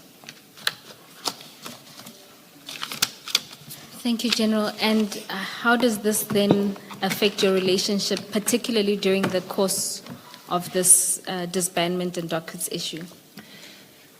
Yeah, as I said that with General Sibia, it's a touch and go. We have to work, and I always say to NASCOM, National Commission, that I want to be the bigger person, even where challenges can be noted, because at times it could really be extreme, and I think we'll talk to that. So because we had to work together, I became the bigger person. Moving forward, you could see that the messages between him and I on work were quite cordial. General, and I apologize if you have already dealt with this or explained it. That first message at page 23 from General Sibia, or that he says from General Sibia, it doesn't have a context when you look at this, these screenshots. Okay. And your response, and maybe something in the voice call was said that makes him respond to you, say, I am advised that I should just keep quiet. And let you go. So maybe if you could just give us a context to how do things get, what has been said. Yes. That brings us to what the two of you now engaging in this way. After General Sibia denied that I should go to Cape Town, I had to call NASCOM, who tasked me to say General Sibia does not want me to leave for Cape Town, so I sought his intervention. And I believe that then he called General Sibia, and I don't think he took it kindly. Okay, all right. So you applied for his approval because you said as the That's as your protocol, superior. yes. Yeah. National Commissioner does not approve my travels, but the DNC does. Okay, and then he declined it. Yes. And then he wrote this to you. He wrote only after NATCOM intervened to say that I'm advised that I should let you go. Okay, I understand. Thank you. Then, General, let's go back to your statement at paragraph 28. There you were dealing with General Motsipe's testimony that you had informed her sometime in March, informally, about the disbandments and the dockets. Can you explain what happened there? Or rather, your view on her testimony? General Motsipe called me on the 23rd of October, 2025.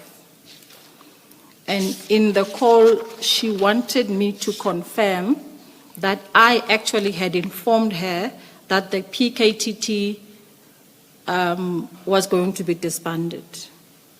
And she reminded me that this happened at Khotsimampuru. And I remember telling her that, General, this is a mistake, because I even checked my call logs on the day to say, the only call I have to you, 27 March 2025, and this is when I requested you to accompany me. And when she couldn't get joy with me, I traveled to Abu Dhabi for the week I think I was supposed to appear, and I asked that I be given time because I had to travel for work purposes. On the 13th of November, she then called my support staff, where she inquired if they remember. But the scenery has changed. To me, she said Khotsimampuru, but to my members, she said it was at Vagdays, where the National Commissioner and the DNCs are sitting. And then I think my PA didn't respond to the call. On your understanding, what was so significant with the timing of when this happened, or when this first happened? To be honest with you, I suspected that it had to do with the commission, because she actually said that the commission was asking her questions about how she came to know about the disbandment, you know. And I remember I also told National Commissioner to say, actually, National Commissioner, General Motsipe called me and I find it odd. And I said to him, luckily I've got my call logs, so I can actually locate where on the day I made this call.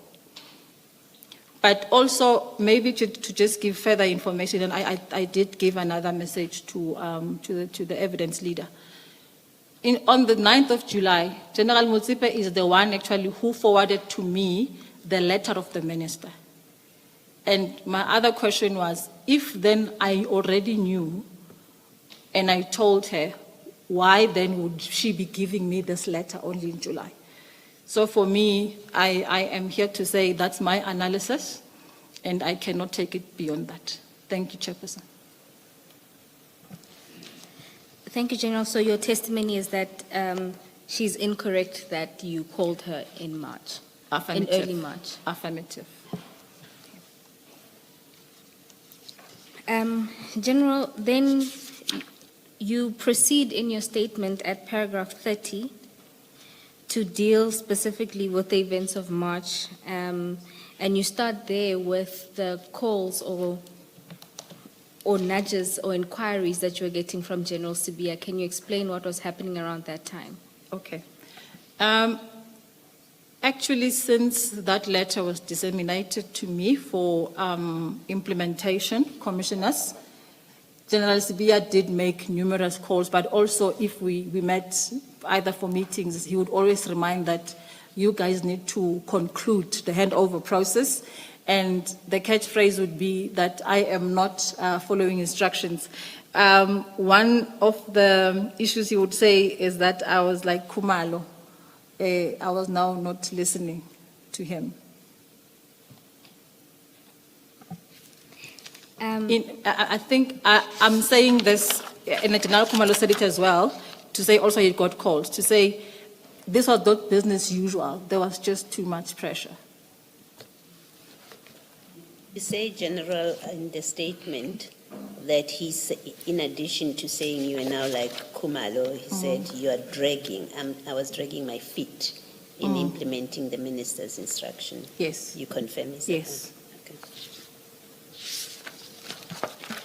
And General, you explained that this was not the case. Can you explain what was happening that perhaps slowed down the progress of the handover being completed?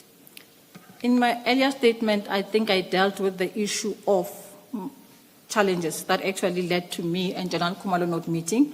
But I think also I cited the some nature of my portfolio.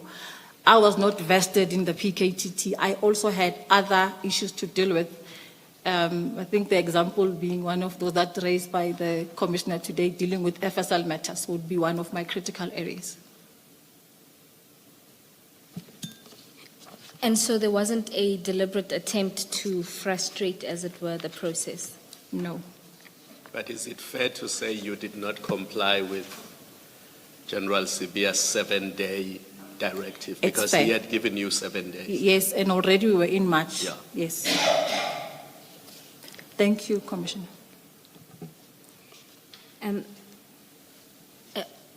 In fairness, at this stage, you had presented the plan, which was after General Sibiya's letter, and so he would have been in the in-principle meeting where the plan was approved? Sorry, the meeting. He was in all meetings. Okay. Yes. And so the reminders would have been in terms of the plan? For me, Or it's were both. they? Because remember, the plan is implementing his instruction. So you cannot separate the two. For me, they are juxtaposed. Or actually, they are in sync. All right. Thank you. General, you then speak about the meeting that takes place on the 27th of March. And that would have been a follow-up meeting. Can you explain what happened at that meeting? I think the meeting was set to take place for a specific time. I can't remember the times. I think the Commissioner said age is a factor, so I understand. And in this meeting... You said so, General. I was only quoting you. In that meeting, General Kumalo and I were supposed to present progress report emanating from the meeting of the 6th of March. I think the opening slide spoke about 121 dockets. And the minister remembers 125 dockets. And General Khumalo tried to explain that actually during the process, as we were planning to hand over, 4 of those dockets were now trial ready and were placed on the court roll. So that's why the number was reduced from 125 to 121. The other point of contention was that since we met in Cape Town, there's been no handover of the dockets. The dockets were still with the PKTT, and I still sat with no dockets. So both him and I were chastised to say that we are not taking the instructions seriously. And I remember, Commissioner, that I raised my hand to say, Minister, I'm ready. And I'm saying this because, for lack of a better word, I came into the process with honesty. I didn't have information on who was doing nefarious issues so for me it was just implementing the instruction. So I said to him, no, but I'm not against taking the dockets, And I think for General Khumalo, it actually, because he was singled out to say that he's actually unwilling. But Minister also made that comment to say, this is a political decision and the president is in the know of that decision. That's what he said in that particular meeting. So then he ended that meeting by saying that he won't engage with us anymore, and he'll only engage with the National Commissioner moving forward. But both Khumalo and I remember Mina was very upset, and I said to National Commissioner, but why should I be the one to take the dockets? And he said to me, because you're the head of detectives. And yeah, I think after the meeting, General Sibia came to say, you see now what we have done, the minister is not happy with you guys. Yeah, now I'm saying go and conclude the handover process. So it was on that day that I then called General Motsepe to say tomorrow she must accompany me, after engaging with General Khumalo to say, can we finalize this? But I must say also, because he was the most hit, and I think he also wanted this to finish. He really was not happy. And so because of the pressure and this meeting, you decided to do the handover the very next day? The very next day. The dockets were already here. General Khumalo brought the dockets to Pretoria. And I will try and clarify, not reading his mind. Because of the pressure, this was not business usual. There was no time to sit and say, okay, maybe we can go to Ntuzuma. I didn't know where the dockets were, for example. I'm just giving an example that maybe, So it was at that moment to say, let's just do the handing over of the dockets. And so, because of the circumstances, the dockets were now in Pretoria, in his office, because the following day when we went, it was after I called General Motsepe, she informed me that she was not available, and then Brigadier Hopoditata will stand in for her. I didn't call Hopoditata on the day, and I'll clarify why. In the meeting that we had on the 6th of March, the Sunday City Press carried an article on the details of the meeting we had. So we were treating this as a sensitive matter, and therefore the briefings would not have been, no, let's bring the people before. Actually, we felt we were doing things as we were moving to actually avert any compromise from the process. Thank you, General. And so on the 28th with Brigadier Hopoditata, you oversaw the handing over process. Can you explain what the process entailed? Okay. General, maybe before you do that. Yes. Earlier on in paragraph 30, where you speak about General Sibia would make inquiries with you about the instruction that he has given you, which is to the handover of dockets. I think you readily, or maybe too quickly, conceded to the evidence leader that his inquiries would have been in accordance or consistent with the plan. But I'm not sure about that, because when you look at the plan itself at page 10, it says the handover would have happened on the 26th of March. That's a due date.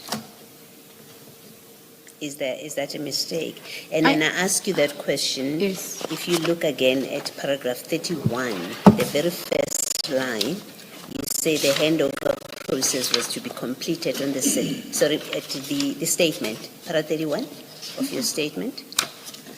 So you've got the plan at page 10, and then you've got in your statement at paragraph 31 where you say handover was to happen on the 17th of March. Okay.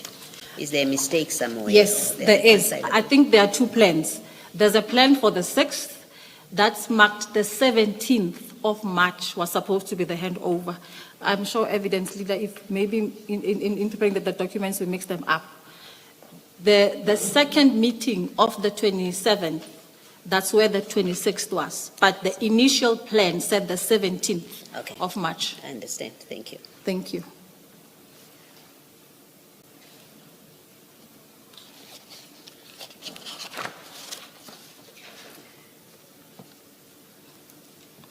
Yes, General, you were about to explain the handover process and what this entailed. In particular, was there a briefing given to the members that were there about the process that was going to be undertaken, the purpose and where the dockets were going? Okay. I.e., was there a plan?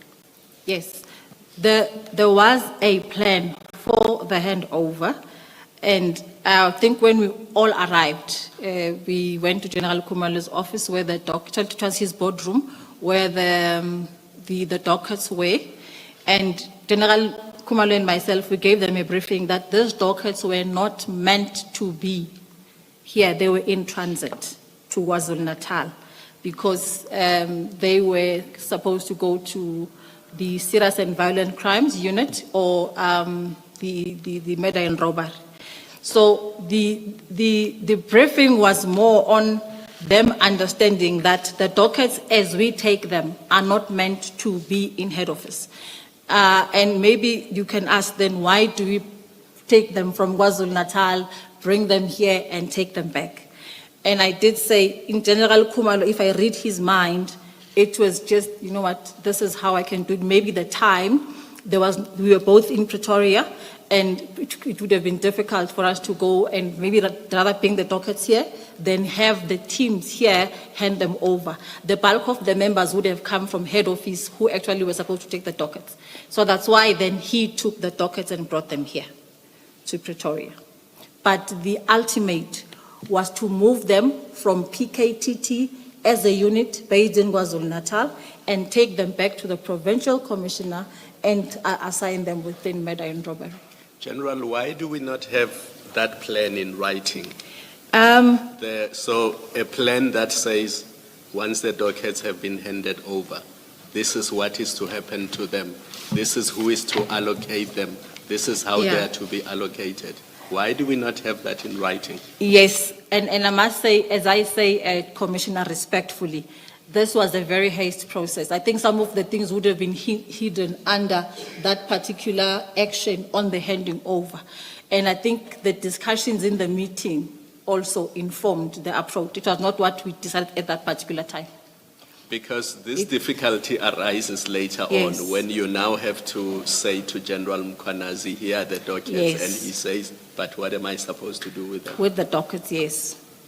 Yeah.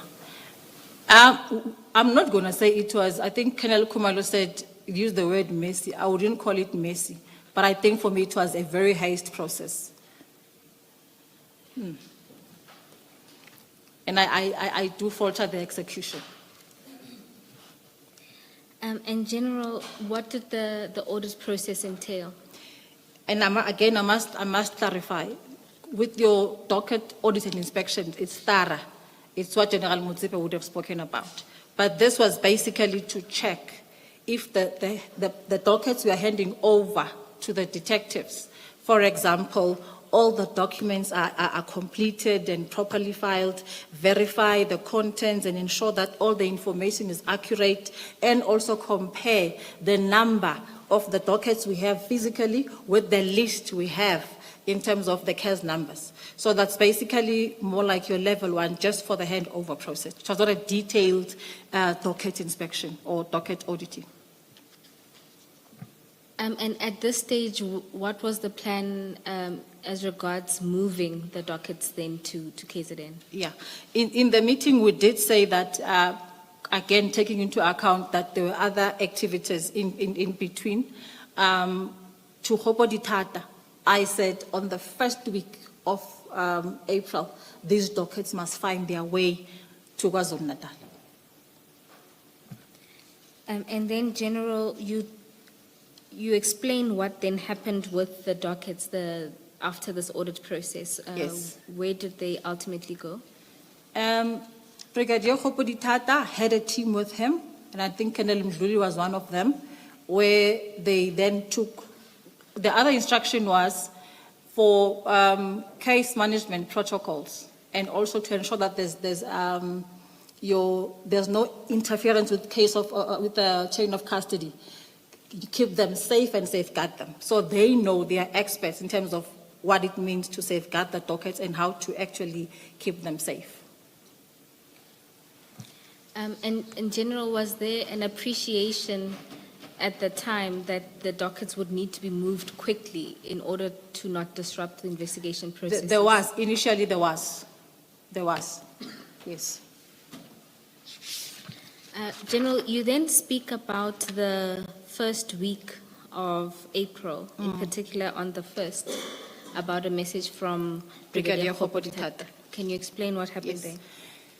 As per the decision of the 28th, Brigadier Hopoditata sent me a WhatsApp message in the morning reminding me of that decision to say, General, we were supposed to move the docket this week. Can the team go ahead and do their planning, their itineraries, information note for approval? So that was his message. I'm not sure if I did send it to you. Yes, you have. Okay. And you explained that at that time you had other commitments. Can you explain what was happening around the time? We, as I said, that I'm the co-chairperson of the SAP-SPARKS Business Participative Partnership. We were supposed to launch a commitment dinner a day before the policing summit. And I was the steering committee chair for that particular engagement. So as I think one of the things raised by the commissioners, that in terms of protocol, I was supposed to be the one to hand them over to the PC. And also because I was the person entrusted with the responsibility in terms of the action. So I wanted to be there.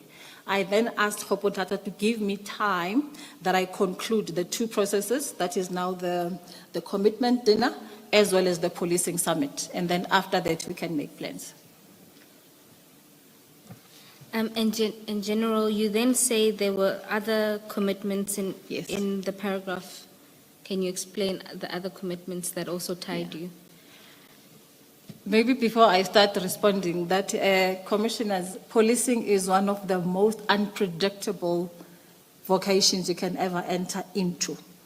You can sleep today peacefully, tomorrow you wake up, there's a massacre. You sleep peacefully today, you wake up tomorrow, there's a father who's raped a toddler, you know. So in this instance, actually it was between the summit, where there was an alleged rape of a minor in the Eastern Cape, which garnered response from social media and nationally, and we had to divert all our resources to the Eastern Cape. So I was seized with the matter together with General Lekele, and unfortunately, again, it stalled my plan to travel to KwaZulu-Natal. And in general, in your statement, these commitments lasted until about, you say, the 23rd of April, when you get a call from General Kumalo regarding further dockets for handover.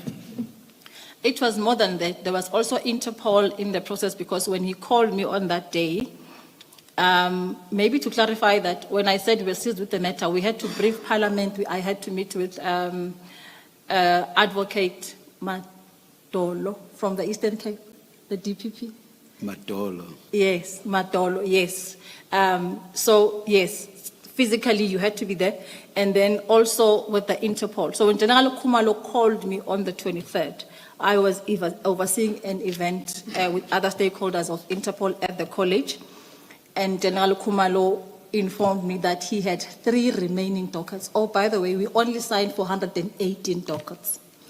So there were 3 dockets outstanding, and those were Eastern Cape dockets. So when he called on that day, he said to me, they now have those dockets, and we must do the handover. And I then called Brigadier Khopoditata for consistency, but also because he had the briefing on this matter to come and also collect those 3 dockets to add to the 118 to make it 121.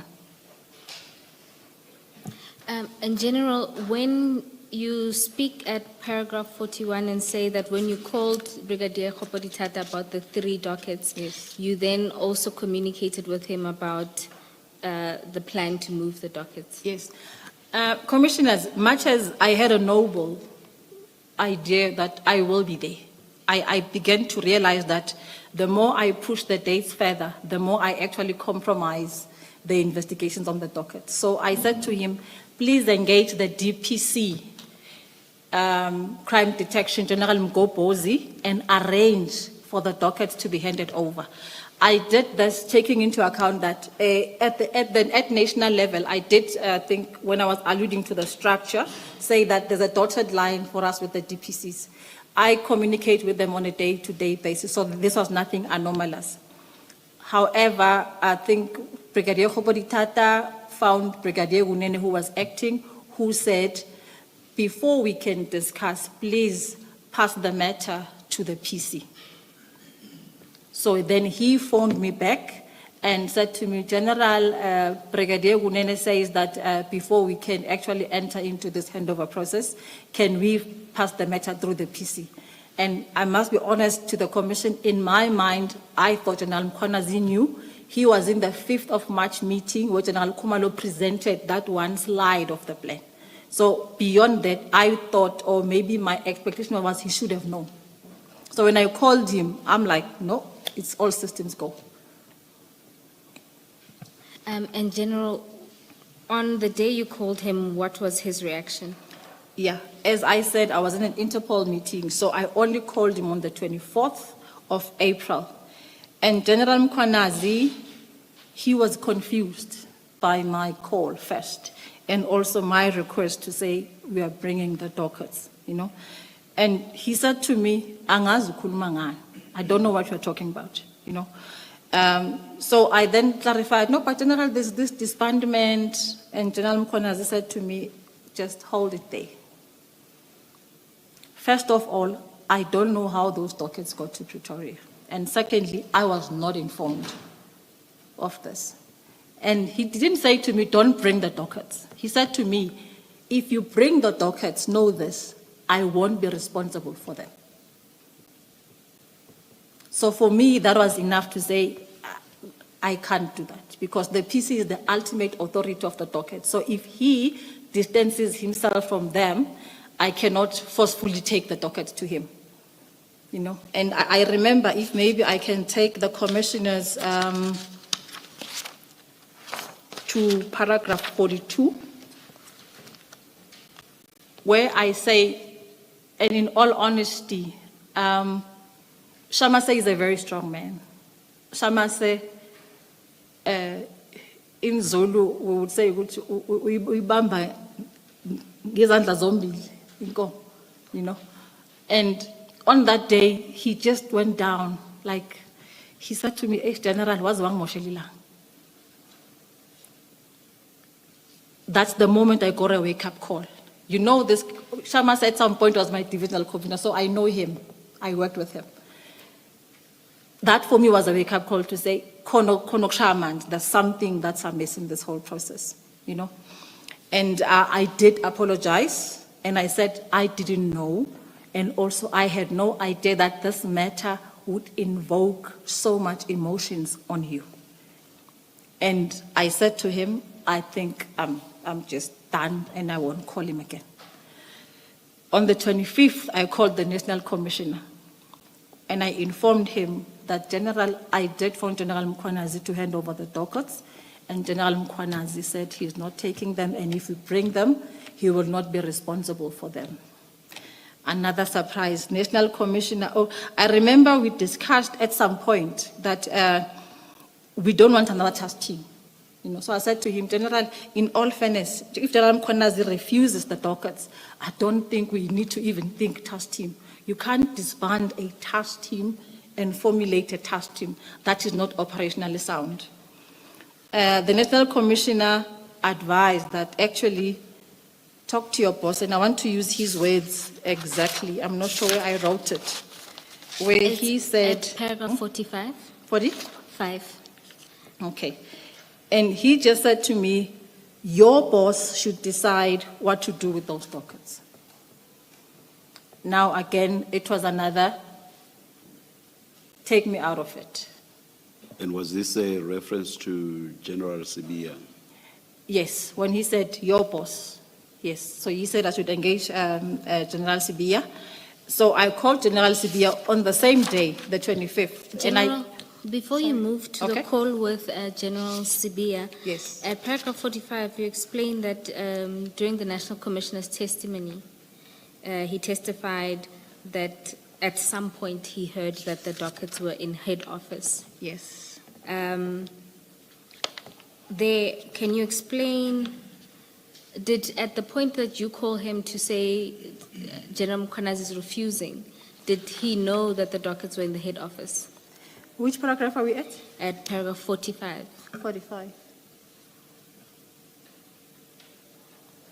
Okay, where he said he had informed General Sibia that those dockets should be returned to their station of origin. My sense, after I listened to the testimony, then made sense when he responded. So, which means he was not expecting the dockets to be in Pretoria. That's the National Commissioner, based on his response. General, can I take you back to 28 March 2025? Yes. In the action plan, item 2 on page 10. Okay. So the dockets would have been collected on the 27th. According to the action plan, there was supposed to be a stakeholder engagement with the NPA, including prioritization of the 114 cases. Did that engagement happen? If the Commissioner remember earlier when I testified, I said the focus of the plan just was central now to the dockets. All the other actions took the secondary role. So it was never discussed, and I don't know if it happened. So the dockets were collected and NPA was not told that they are going to be audited and sent back to KZN. They ended up sitting in Pretoria for Yes. 4 months. Yes. NPA was in the dark. I believe so, yes, Commissioner. And again, I think, as I said, that of all the actions here, the one that was on the spotlight and the focus was just on the exchange of the dockets. The engagement with the NPA, and also because I was not responsible for that. So I don't know if it happened or if it didn't. I think the NASCOM can respond to that. General, it's not quite directly related, but it's Yes. because you're discussing the plan Yes. with Commissioner Khumalo. So let me just ask my question. I see I've promoted him to General. Yeah, to Khumalo. General. You are creating more confusion. I think there's too many Khumalos in the room. My question really is, the plan as we have it in page 10, it gives you the items. Yes. Now, we know from other evidence and that at some point, General Sibia gave an instruction that the members must go back to their, respective units. to their units. Yes. Was that ever an item in the plan? In any of the two, an earlier plan and the later plan? Commissioner, again, I'll take you back to my evidence earlier. I did say that in General Sibia's instruction, it said that the members should go back. But in the meeting of the 6th with the discussions, the agreement was that the 114 dockets must stay with the PKTT. So as a result, that item of the members moving back was, I think, thrown away. However, the deployment was reduced. Yes. Thank you. General, if we could then go to paragraph 46. You were about to tell us about the call you then make to General Sibiya after you've spoken to the National Commissioner. Thank you, Commissioners. When I called General Sibiya, I then informed him of my discussion with General Mkhwanazi and that he actually refused to take the dockets and that if we bring them, he won't be responsible for them. And also that the National Commissioner said I should tell him that he must direct how this dockets should be dealt with. I think I put it kindly instead of what National Commissioner said.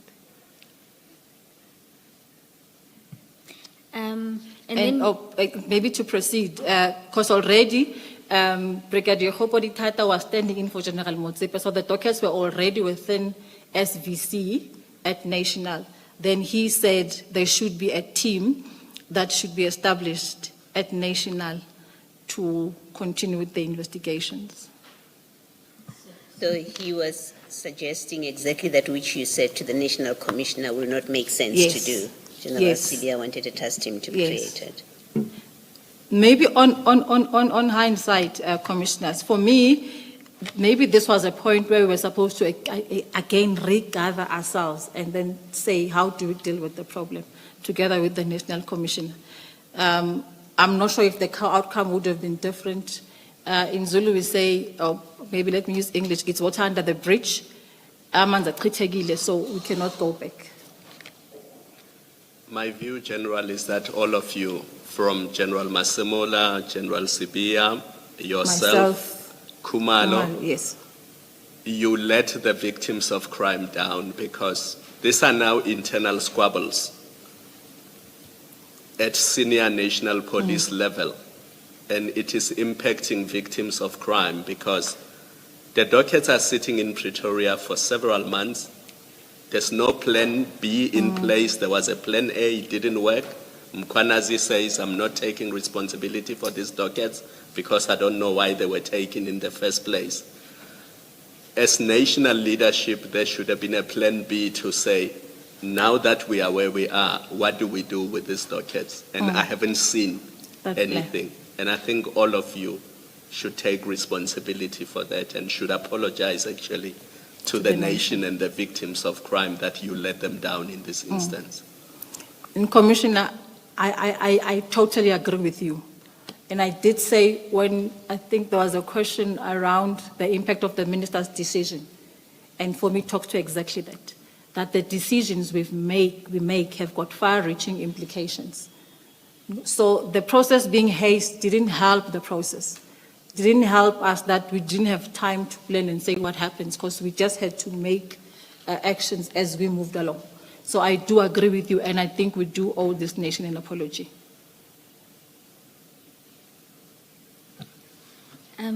General, you say there that General Sibiya advised that a task team be established. Did you say anything to him in response to this suggestion? I've always advocated the approach that you cannot disband a task team and have another task team. Then why disband this one if it's working and have another one? I mean, I don't think even in terms of auditing, we would get away with that, you know. But maybe most importantly for me, and I think this is where I also agree with Commissioner Khumalo to say, after realizing that this has become a challenge, and it now is my baby. So I went back to the plan and said, but my responsibility was to do the handover. General Sibiya is actually the reason for the docket to be in Pretoria. So as the National Commissioner said, he didn't say, I deal with it, General Sibiya must deal with it, so I said, he must deal with it. And so, General, when he... Sorry. I suppose, I mean, is it fair to say that if General Sibiya had become in charge of the dockets because he gave the instruction that they should come to head office, it was incumbent upon him to direct a plan B, as it seems he ultimately did, by saying audits must be done, a task team should be constituted that will deal with the investigations. I mean, he was implementing the minister's decision. Is that not fair to say? You are correct, Commissioner. You know, I think safe to say the whole process was flawed because under normal, we've never had such. I gave examples of operations that we are doing in the Eastern Cape and Emanguzi, where your decommissioning is done properly. And Commissioner, right, there's a plan. And one example is in one of the provinces where I got a call from the commander to say, "But General, we are being decommissioned. I'm left with only 2 detectives and my docket load is quite high. Can we get more detectives?" That's how it happens, you know. So this was business unusual. So I think for me, the results show for themselves.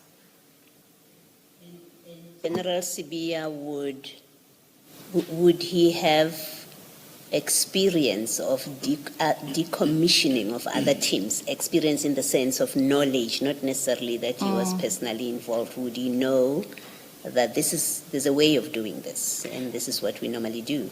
General Sibia has been in the police longer than I have, so I suppose he would have known. But like I say, it's a supposition. I'm not sure on fact. But you would expect Yes. that he would know Yes. that there are ways in which the police deal with decommissioning of task teams. Thank you. General, just a follow-up question. Yes. Assuming Plan A had been implemented, do you believe that there was capacity at local station level for the detectives to take over these dockets from the PKTT? So if Plan A had been implemented as envisaged and these dockets were reallocated to local stations, was there capacity there to continue with these investigations? I will start by saying that for me, I think the PKTT was effective enough to deal with those, but also they were seized with the right mandate. Taking them to the station, again, would have led to your single docket investigation, you know. And I think in dealing with your organized murders or hit murders, don't require your conventional policing or investigation methods. You need to go unconventional. So in that way, I don't think it would have received the same attention or the resources that were within the PKTT. General, you then, at paragraph 47, sort of sum up your sense of where your responsibility stopped. Can you explain this to the Commission? As a divisional commissioner, I always respect the mandate of the PC. And sometimes I see it as we need each other to be able to function optimally, you know. So when General Mkhwanazi distances himself from the dockets and the National Commissioner says detectives deal with it, that signaled to me that I don't want to get myself involved. As I said, General Spear, in my message, I'm here to work and not to get myself involved in any issues that affect policing. So for me, after those calls and talking to General Sibia, honestly, I said, I'm done. And for me, commissioners would talk to my role, because I did my part. I spoke to General Mkhwanazi, he refused. What more can I do? And then, General, at the middle point of that paragraph, you say there that it was General Sibia's instructions, follow-up and inquiries to both yourself and General Kumalo that caused the dockets to be removed. Do you care to explain this? If there was no instruction from General Sibia, and commissioners, I'm saying this again, having a blindfold of what took place in January with the National Commissioner, the discussions. Mine was just to do what was written by General Sibiya and General Khumalo's letter. So if he didn't write those two letters, those dockets would not have come to head office. Or actually, for me, there would not have been an implementation. Maybe it would have been different of the ministers as he directed. So for me, the dockets being here was as a result of his instructions. Thank you, General. And then at paragraph 48, you speak about a letter that you then received from General Sibiya. Can you talk about that? Yeah. The dockets were handed over on the 28th of March 2025. And we tried to hand them over, then we hit a wall, there was stagnation, and on the 24th of April, whilst doing my day-to-day administration, then my office gives me a letter signed by the DNC dated 22nd April 2024. It's a new letter over and above the one of the 2nd. And in this letter, he indicated that in complying with that directive of the minister and subsequent directions, which means the one that he gave me in General Khumalo. Now, I must also hasten to mention, Commissioner, that this letter was written to both myself and General Khumalo, not only to me. It was one letter. And he said we must conclude this handover process by the 24th of April. And he specified amongst the actions that this included transfer of all dockets, closed, currently under investigation, and court-going dockets to the Division Detective and Forensic Services. General, and this letter and these instructions, wouldn't that be against the plan to be asking for all dockets, including those that were court-going? Probably that's the reason why there was no action on the letter, because in my assessment, he was now overreaching. Remember, there were his instructions, then the matters got a ventilation, or we did ventilate them at the minister's meetings. And there were agreements, and there was that in-principle approval. Now, outside of those, now he's asking for all dockets. Now I'm thinking, but all dockets under investigation already have been transferred, so which ones are these? It was confusing, and probably unwittingly, Khumalo and I never really took the letter seriously, and we never engaged on it. And then, General, you talk about or make an observation regarding General Mutsipa's testimony about a meeting that transpired on the 19th of May. At paragraph 50, do you want to explain this to the commissioners? Okay. Before you do that, General, on that, just a follow-up on this last question about this instruction, which you say is overreaching. In fact, it seems to me that even the closure date, because the letter says, and the letter, is it the same letter at page 13, I think, it says you must give a final feedback report By the 25th on the of 25th of April 25, when your plan at page 10 says you will submit quarterly reports, and it has the first date as the 4th of July 2025 and continuously. So it seems to me, and correct me if I'm wrong, that with this instruction to you, General Sibiya is actually fixing his own timelines now, contrary to the plan that you say was adopted in principle in the presence of the minister. I think the commissioner is correct, which is also why we find it odd. I mean, I found it odd that, and also probably the tone when I read it, it was more like, do it, because you're writing on the 25th, and you want all of these things by the 25th, no, 22nd, and you want all of these things by the 25th. So it didn't also make operational sense. So it went to that immediate, approach to getting things done. And again, as I said, we were actually focused on the plan. So on the plan, there was no action that spoke to what he was instructing. And before this letter, did he at any point explain to you why the agency now, contrary to what the plan is saying? Did he have any conversation with you?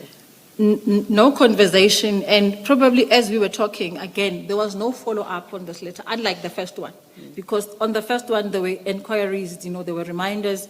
But on this one, even though there was no compliance to it, there was no push to say, I gave you an instruction, General Kumar, General Sintumuli, how far are you? Thank you.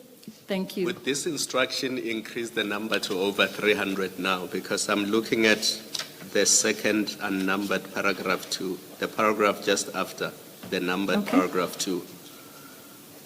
It says all dockets closed, currently under investigation and in court. I'm assuming that once you add closed dockets, you go over 300 now, based Actually, on where PKTT it's 600 because it meant the entire workload of the PKTT, and including the dockets that we said must go back to the stations for filing or archiving.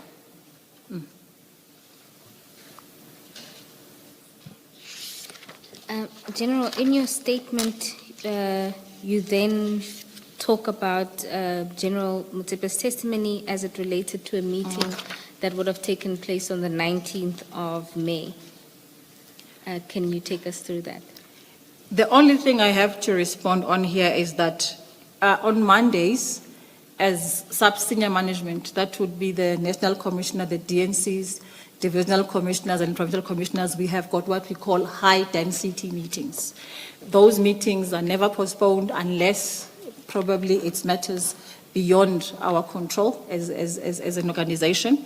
And after that meeting, on the 18th, there was a meeting with General Mkua where we discussed the Forensic Science Laboratory. There was an intention for the ministers, both of Public Works and the SAPS, to ensure that we kickstart the relocation and functionality of the Forensic Science Laboratory in KwaZulu-Natal. So I think when there was no joy from both ministers, we were all told to travel to KwaZulu-Natal on that Monday of the 19th. And we traveled with the police jet with the National Commission. So there was no way that I could have been in a meeting with both General Sibia and General Motsepe to discuss the dockets on that day. I've attached my itineraries as well as my accommodation receipt, just to show that actually I was not in Gauteng on that day. Let me say I was traveling to KwaZulu-Natal on that day. Was General Sibia part of your traveling party? According to the itinerary, he was there, but he was not in KwaZulu-Natal. And so, General, your testimony is that you were then not involved in the meeting that took place on the 19th of May where the way forward on the No. dockets was discussed. No.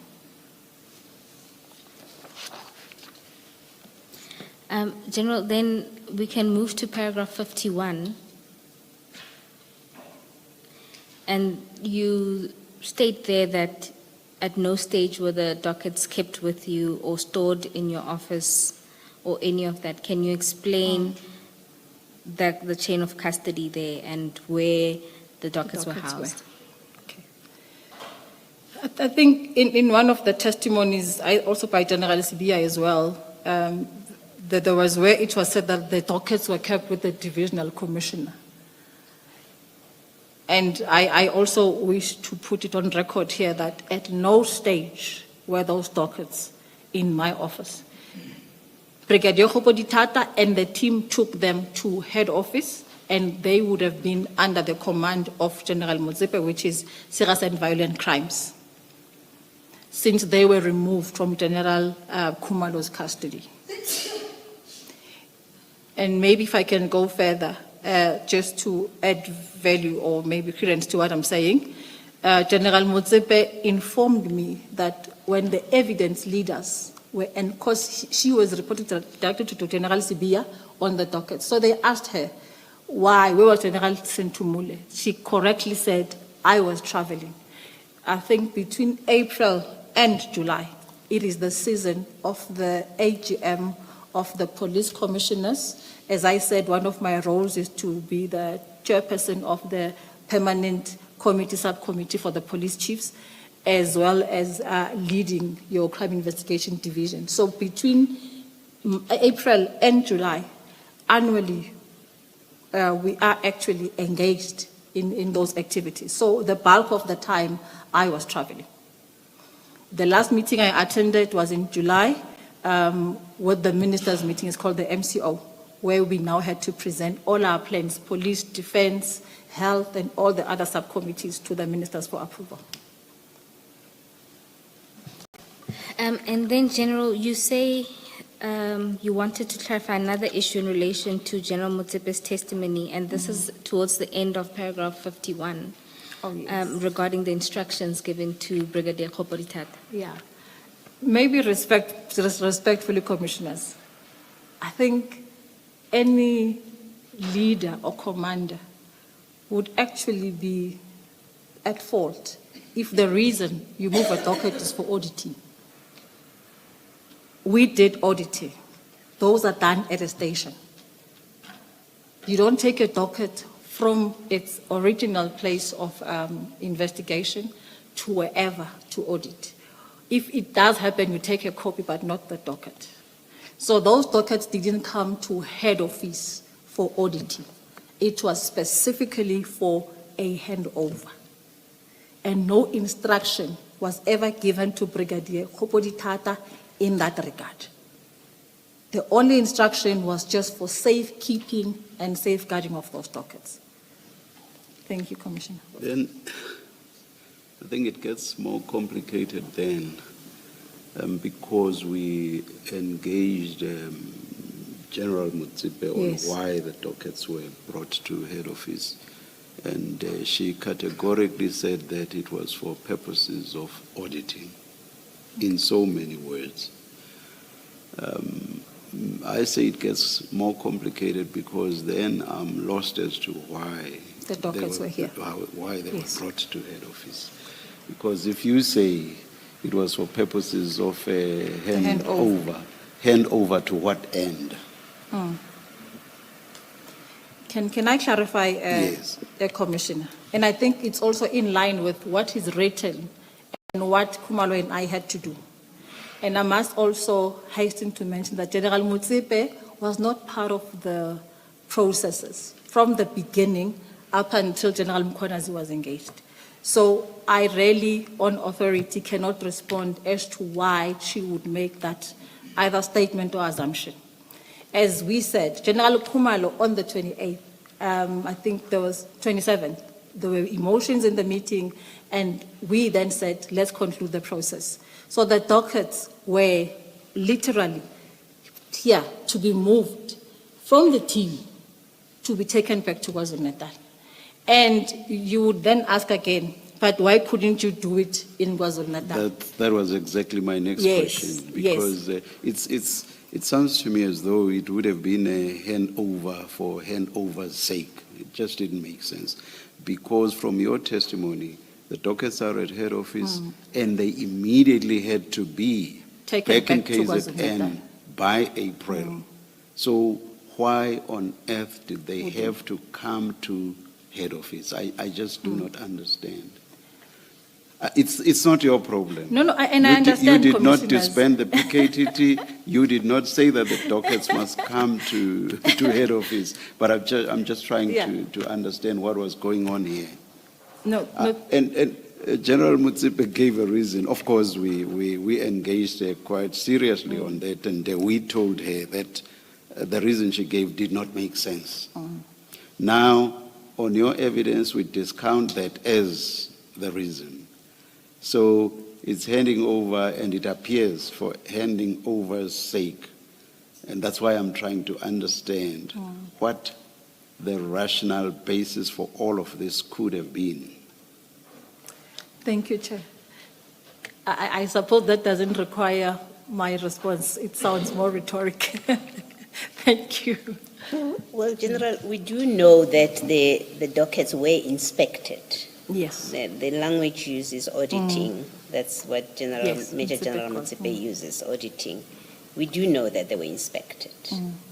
And perhaps that was the real reason they came up here, because as the chairperson says, that firstly, you say we don't do audits. That's your evidence. We don't do audits at head office. Audits are done We do it at the station. at stations. So that could not have been the reason that it is done.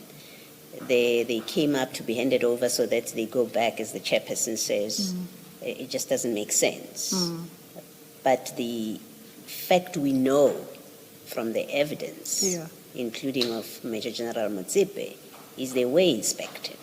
So perhaps that was a real reason that they were brought up here, to inspect them, to see what is inside those dockets, because we know that's the only thing that happened. And Chairperson, is this the point where I actually exercise plausible deniability? Because it's on a lighter note, Commissioner. We know you were not there. I'm just putting to you what the evidence is, that as we theorize about why the dockets would have been moved up and down in a way that doesn't seem to make sense. What we do know, though, is they were inspected. Someone was instructed to look into what's in those dockets. And perhaps that's the real reason they came up here. Thank you, Commissioners. Following up on Commissioner Baloy's point, I suppose it was not a question because you did not respond. Are you aware that following the audit, I don't want to use open quote, close quote like chair, but you get my point. There was then a proposal, a financial proposal, prepared by General Motsepe. And as I understood that proposal, the dockets were now going to be reallocated, no longer go back to KZN, but reallocated to various detectives in Gauteng. And I even quizzed there, I remember, about somebody who's in stock theft and how that person can possibly investigate political killings in KwaZulu-Natal.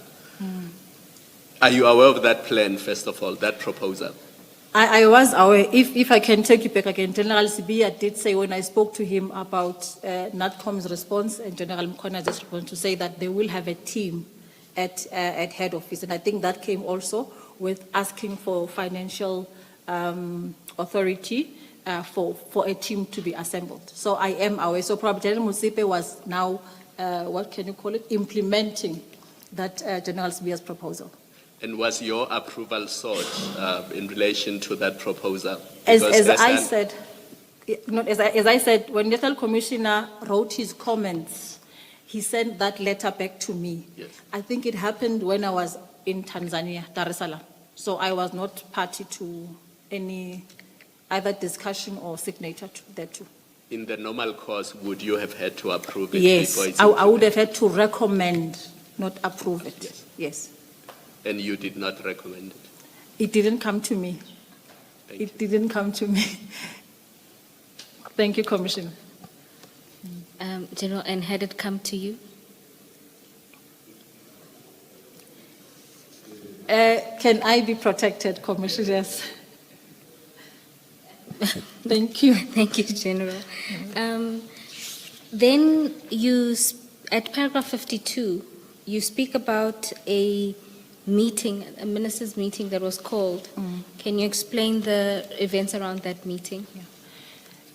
In responding to this, Commissioners, I want to take you back to the meeting of the 28th, when the minister said he will no longer engage with us on the PKTT disbandment matter. He will only talk to National Commissioner directly.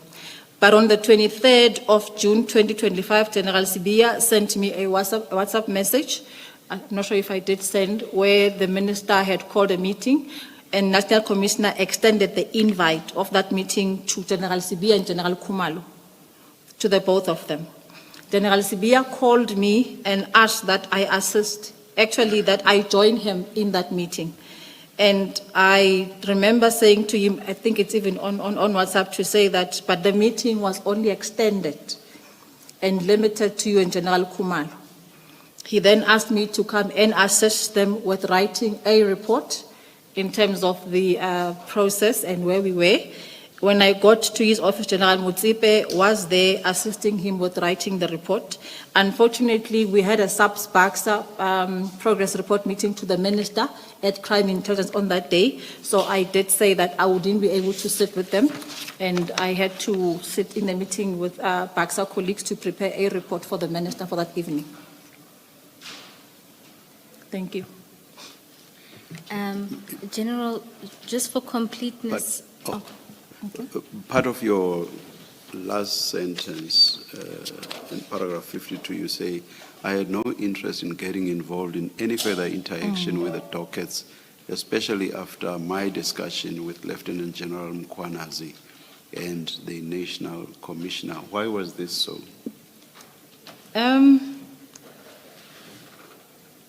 I don't think there's anything wrong with being honest when you want to refuse to associate yourself with something that you learned later that actually it's not according to process. If the National Commissioner is distancing himself from it, I felt that actually I don't want to be part of it. So all these meetings and my schedule actually provided a platform for me really to focus my energies where it mattered on policing matters. General, just for completeness, were you aware or made aware of the inspection report that Colonel Mdluli authored? I only heard about it when General Sibia spoke about it in the ad hoc committee. And were you aware of the inspection report that General Mutsipe did on the basis of General Mdluli's report? Okay. I need to explain this using the police process or the police protocols. Normally, when a report is written for approval, it's written in an information note by the author. It's quality assured or controlled by the supervisor, and it goes through all. For example, if it's Colonel Mdluli who's the author, Brigadier Hopodi Tata would be the recommender, General Motsepe, it will be myself, and the DNC will be the approver.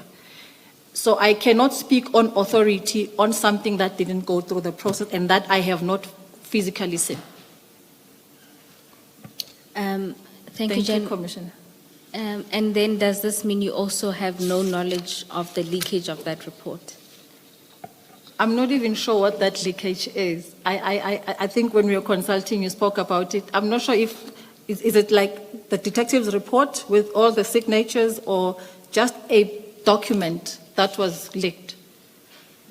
General Motsepe's evidence was that it was a report. It was just a report. It didn't have any signature. She hadn't signed it. No, then I'm not aware. It was presented in the meeting of the 19th of May, well, in her testimony to you and General Sibia. Unfortunately, I cannot comment on that because I was not there, and secondly, I've never seen the report. Thank you, General. And then now we'll move to a new topic, and that relates to General Sibia's attitude towards disbandment. You, at paragraph 52 of your statement, you talk about General Sibia's attitude and... Are you referring to paragraph 53? You said 52. My apologies, Chair. 53, indeed. You speak there that General Sibia was adamant about the PKTT's dockets being removed from the PKTT. Can you talk about that, and in particular, the preoccupation you mentioned in that paragraph? I must have a disclaimer first, Commissioners, that I'm writing this in view of the knowledge I had after the 6th of July. So my assessment and also what I observed come from what happened, then the push, and then what General Mkwanazi revealed. General Sibia was adamant that actual General Khumalo shouldn't be heading the PKTT. It's a detective matter, which I differ because it's a combat matter, and therefore the dockets must come to me. he was adamant through inquiries, through like asking to say how far are we. But further, he was preoccupied with the notion that General Khumalo and crime intelligence were investigating him. And I remember him saying in Zulu, "Bayangigijimisa abafana bakaKhumalo."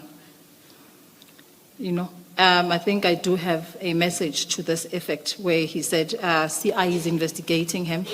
And I'm not sure whether this is correct, commissioners. I'm a Christian and I'm not perfect, But if somebody is facing a situation, my first response would be scripture.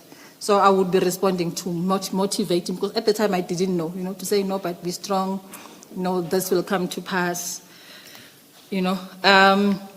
General, before you Okay. move, I think I understand what Bayangi Gijimisa. Oh, yeah, but Yeah. for the rest of us, can you explain what that means? Can I start with a joke, Commissioner? So Abafana Baka Khumalo also include Commissioner Khumalo. No, it basically means that General Khumalo's people are chasing me.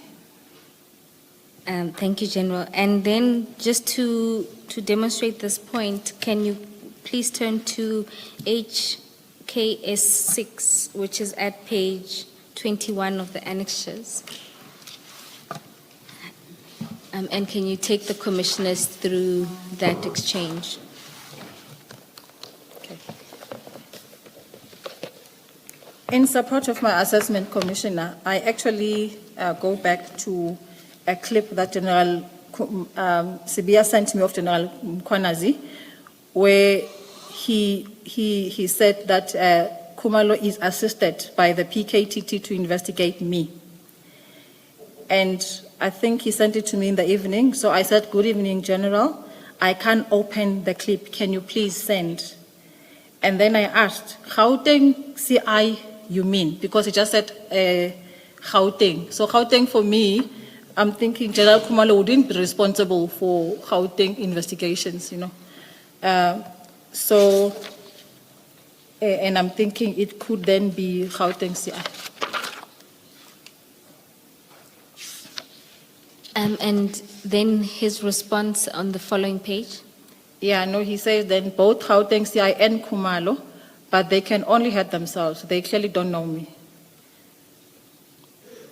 And I proceed to say, "Good morning, my DNC. It's not a great feeling to be chased for no reason. I've been there, I know. God again, we pray a God who says he will fight our battles. Vengeance is his, says the Lord."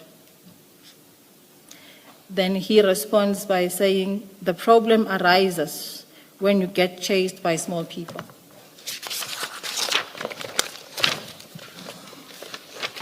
Thank you, General. And reading that, or in that moment, what was your feelings or understanding of this interaction or what he was raising? Maybe before that,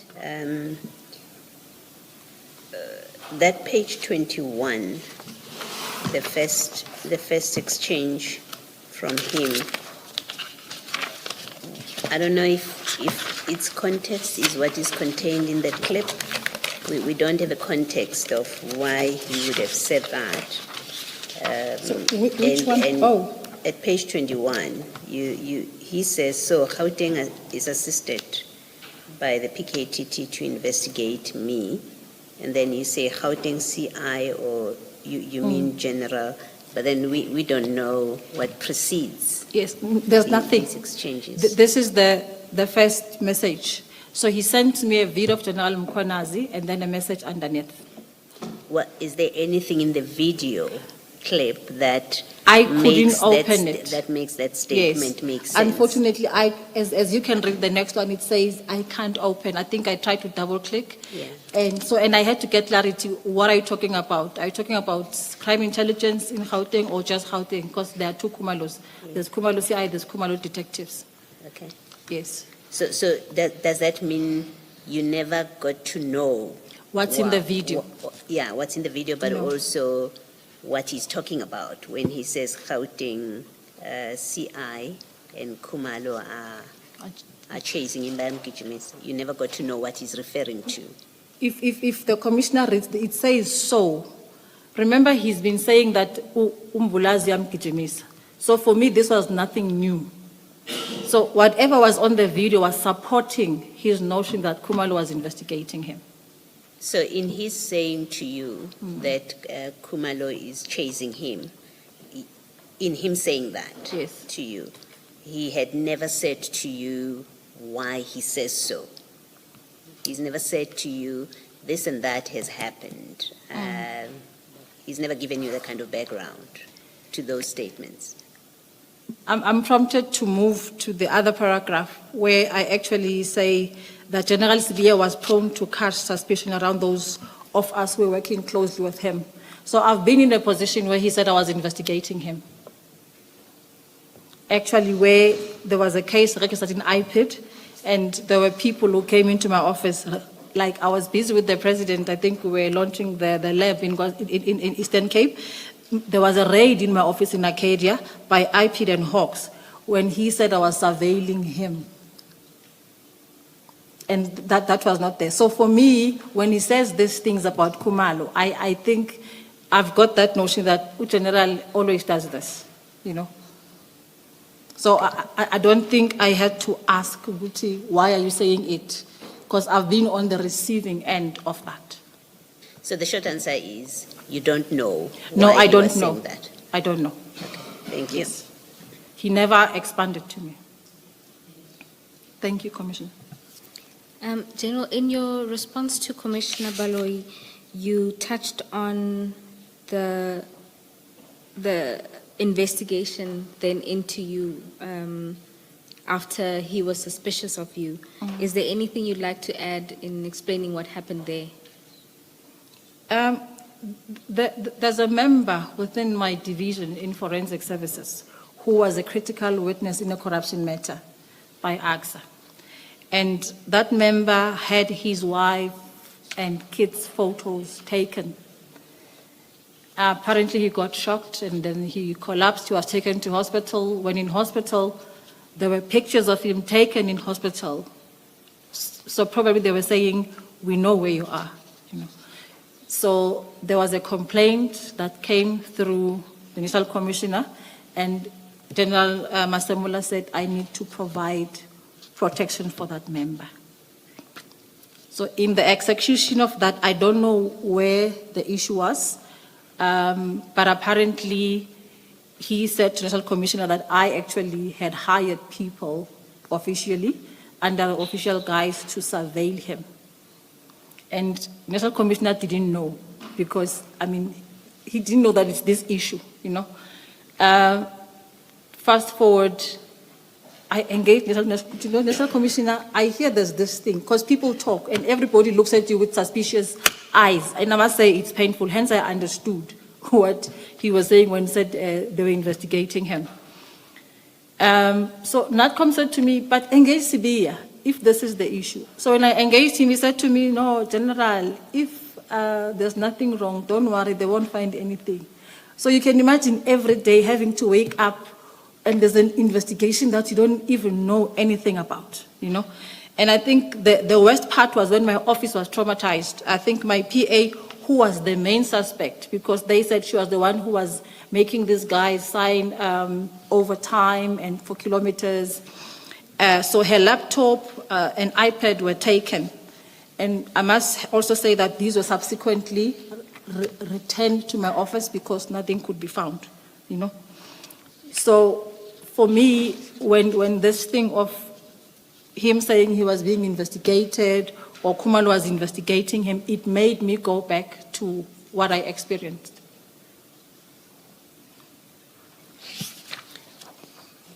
You still in paragraph 54? Commissioner, I was going to move so you can ask your question. Yes. And the Hawks and IPID, what were they looking for? And did you ever get to know who are these people in terms of their names? I actually never got to know. I think the person with more information would be my staff officer. And I was actually shocked to learn that even the hogs were there. Because I asked myself, why? And apparently they came with cars and they were dressed in the overalls. And I thank God I was not there. I think I would have been really, really affected. But I never got to know, for a reason that I believe that whatever they were trying to do, I knew I'm fine. I think that was my posture, to say, I don't have to go search who are what are they looking for. If it's an investigation, let it go ahead. I respected that. You suggest in the paragraph that General Sibia had something to do with IPID and Hawks officers being there with whatever they were doing. I said there was a case registered, so I suppose that's why IPID, I'm not sure why the Hawks were there, but as I say, my PA would be in a better place, because actually she was in the office, I was in the Eastern Cape. And why do you say, or do you think that General Sibia would have had anything to do with all of this? Because he was the one who had the case registered against my PA.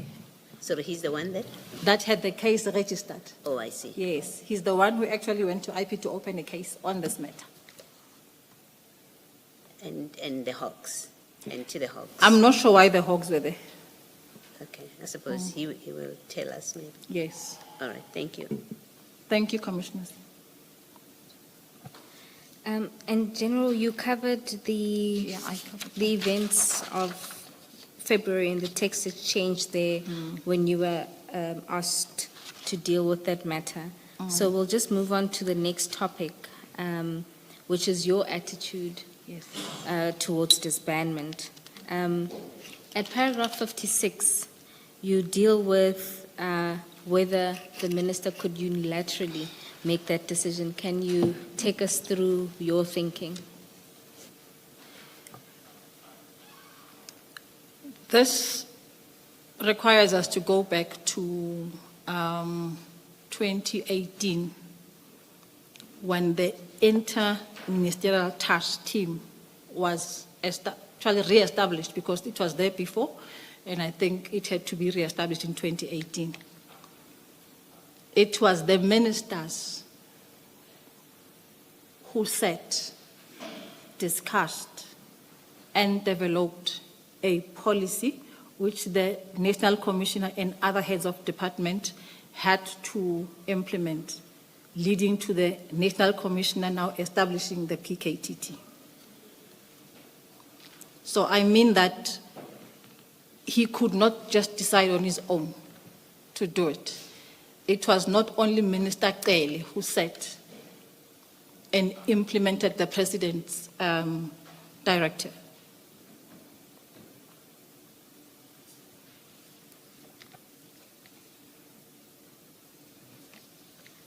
And you go on to talk about the meeting of March 2025 there, in the middle of the paragraph. In fact, the meeting, similar to a meeting held, should have been held. Is that what's the point you're making, that a similar meeting should have been taken place at the level of the IMC? Not necessarily at the level of the IMC. The PKT already is running, but at an organizational level. You know, I think it would have been fair to have similar meetings. Like I also say, Shamas or General Mkwanazi should have been a central figure in those meetings. He is the one responsible for policing a province. You also say that the minister should have been briefed on the work of the PKTT. Is your understanding that prior to making this decision, he wasn't briefed? It's my knowledge. Maybe the briefing took place, but I was not there. However, from what I understand now, there should have been a proper briefing. We sit at the NOC, which is our National Operations Center, and we discuss such matters almost every week or every month, if we can't do it on a weekly basis. So this, for me, would have been one of those NCCF. That's the National Crime Combating Forum, chaired by General Musikidi as the head of policing, where she directs interventions. And if, like, the decommissioning is done from her office. And then, General, at paragraph 58, you say even if he could make a decision regarding disbandment, he could not have directed that it happen immediately. Can you explain why you say this? For me, maybe the even if he could part, I would negate. Ne? But say for any decommissioning, there is no immediate.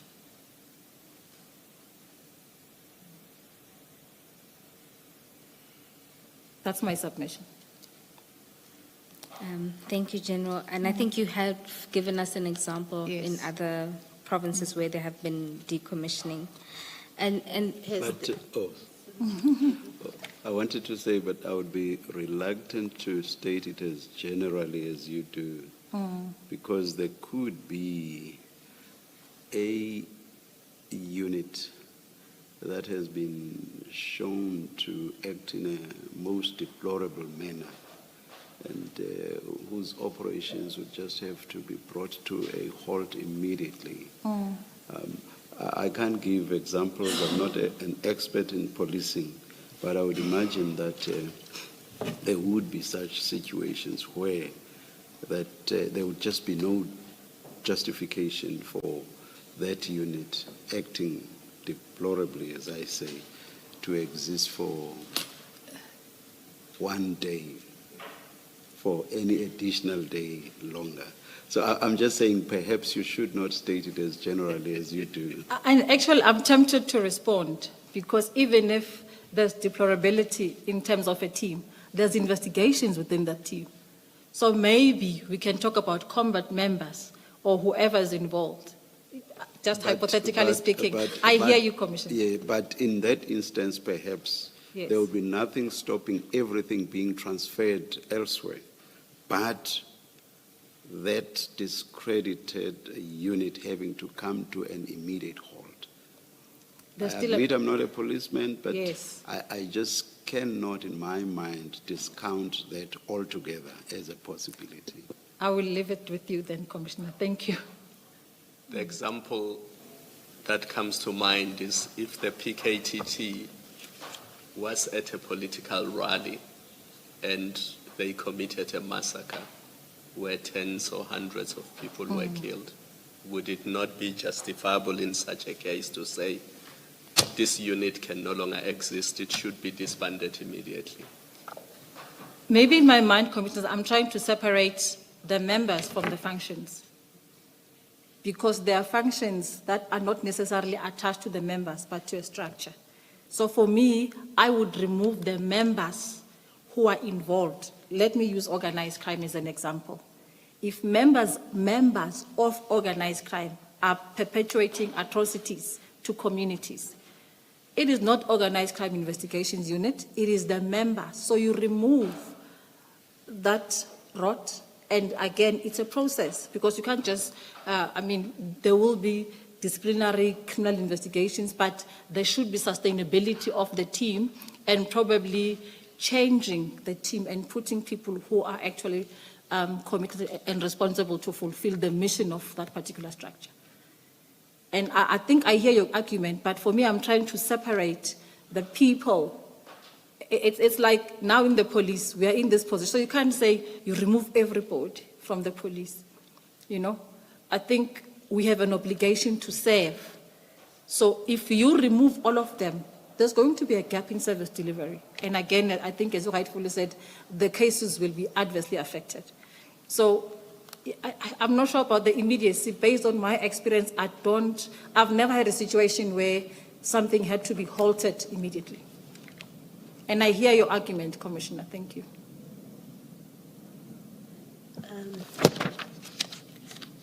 Has the minister, in the time before he went on leave, or he was placed on leave, has he looked at, reviewed, if that's the word that we choose to use, at other task teams of the SAPS and their performance, their effectiveness, and whether any action needs to be taken in respect of those? I would respond not only on teams, because on teams, I've never heard of a team that was under scrutiny or under review by the minister. But he did engage on improvement of processes, operations, investigations, particularly the detectives and forensic.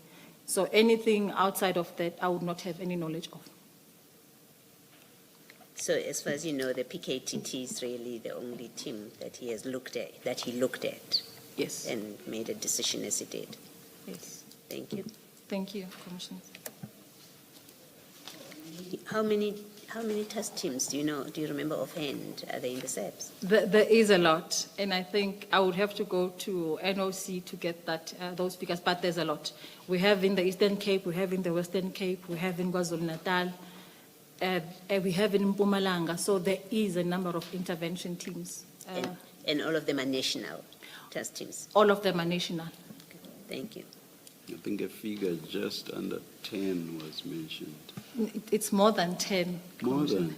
Yes. There is a lot.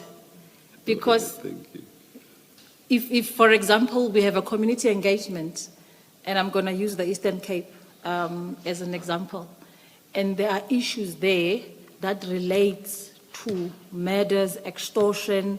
We had a rise in insurance murders. So immediately, the National Commissioner then calls all of us and say, let's deploy a team. And that is done through combat. That's the National Operations Center. Thank you, Commissioner. Chair, just for some guidance, Let's continue. I think we are close to the end. yes, certainly, Chair. Thank you, Ms. Bowen. General, at paragraph 59, you talk about the necessity of consulting and that you would have been one of the people that ought to have been consulted. Can you explain this? And I also, in my response, I want to separate a person from a post, or actually a position. So for this to happen, all the operational heads, not just myself, crime intelligence, operations, visible policing, as well as detectives and forensic, they are key in such decisions because we deploy our members in support of the province who are actually called from I think there's a word for it, I just forgot it now. They are on detachment duty. So they are detached from their original place of work and they are detached to that particular structure. So all of us, because there's budgeting that affects my budget, so we need to all be consulted. General, if you look at the last sentence in paragraph 59, you say there that the divisions should have been notified or of the instruction from, or of the disbandment instruction. Is it notified or is it consulted or both? It could be both. Notified because it comes through an instruction from the NCCF. So I will then have to call the DNC, and I want to use another example where one of the provinces, again, there was a team there, and it was decommissioned by the NCCF, and we were notified. However, there were almost 200 dockets on hand, and all the detectives had to return to their station of origin. We then made a request to General Musigidi to only extend the detectives to conclude their work. So we were notified, and I think through consultation, we were able to get an extension for the detectives to continue with their work.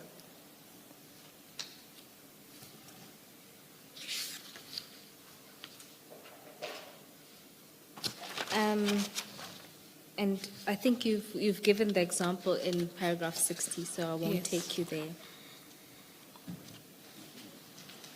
And then at paragraph 61, you again talk about what you've heard about the one-to-one dockets and being brought for verification. Do you want to place that paragraph on record? I think I did cover the first part in terms of either auditing or verification. But I want to just add to say that for me, now on hindsight, what became a concern was the deliberate exclusion of the provincial commissioner in the process, you know. And maybe it's a lesson also for us as people who are implementing that we should begin to ask questions, you know, not just move because there is an instruction. I think for me it was a critical, I can't even call it an oversight. I think it's actually suspicious, to say the least. Why don't you please do what Ms. Poe requested, to just read the whole paragraph into the record. We know we've touched on some of the issues here. It's okay, Commissioner. Thank you. Paragraph 61, I have heard that the 121 dockets were brought to head office for verification. I dispute this. The dockets were brought to head office for a proper handover from the PKTT to the detective. And this is and always was my understanding. And on hindsight, the entire handover process was not necessary, and I think it could have been done differently with the involvement of the PC, General Mkhwanazi. I consider the decision to disband the PKTT to be irrational and suspiciously calculated given General Mkhwanazi's deliberate exclusion. As the PC, he is best placed to evaluate the effectiveness and lack thereof of teams within his province. And as stated above, General Mkhwanazi was completely unaware of the disbandment plan, and the moment he learned of it, he objected to it. Thank you, General. In your concluding paragraph, Before you do the my apologies.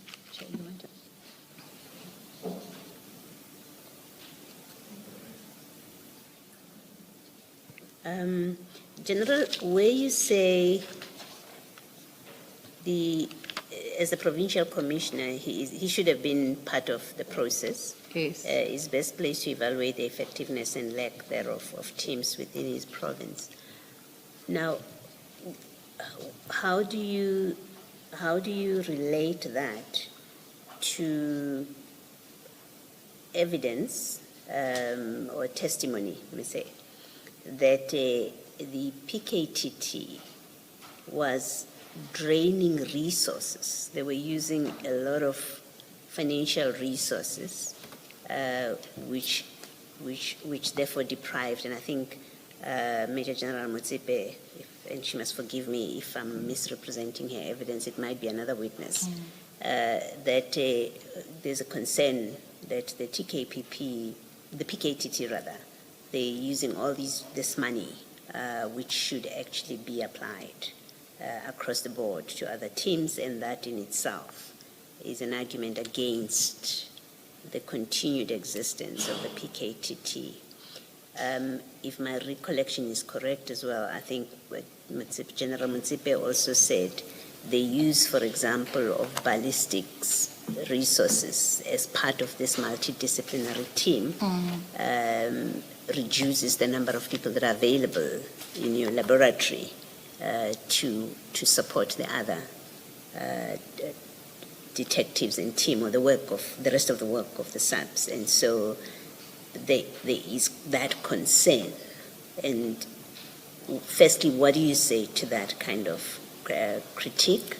But two, if there is validity to that, is it really a matter that the dissolution decision that in any way depended on what General Mkhwanazi says about the capability and the capacity of the people in his province? I don't know if you understand my two questions. I will try to respond, and again with a disclaimer to say I'm not going to respond to what General Motsepe says, but I said I would rather focus myself on the process. Operations generally cost money, and if you are to make an impact, you definitely need the resources, not only in terms of human capacity, but also financially, technology, and others. The teams we have throughout the country are draining SAP's money, not only the PKTT. And it is because I think over the years, our budget has been reduced. But it doesn't mean that money becomes the main motivator for us to actually disband a team. I think it's all about operational effectiveness. We've had instances as recent as now with the new minister, where we actually had to approach the CARA funding to assist in police operations. So for me, I don't want to really get myself involved in whether the PKTT was draining resources, but I can respond and say that even the teams that we deploy, we come to a point where we are told there's no money and we have to reapply to the CFO for extension or actually for expansion of the budget. So it's nothing unbecoming. It's how it works. And secondly, on the resources, I think I forgot to mention that one of the things that we did, and with General Sibiya as well, was the establishment of the CIT Center at Tshwane Academy at College.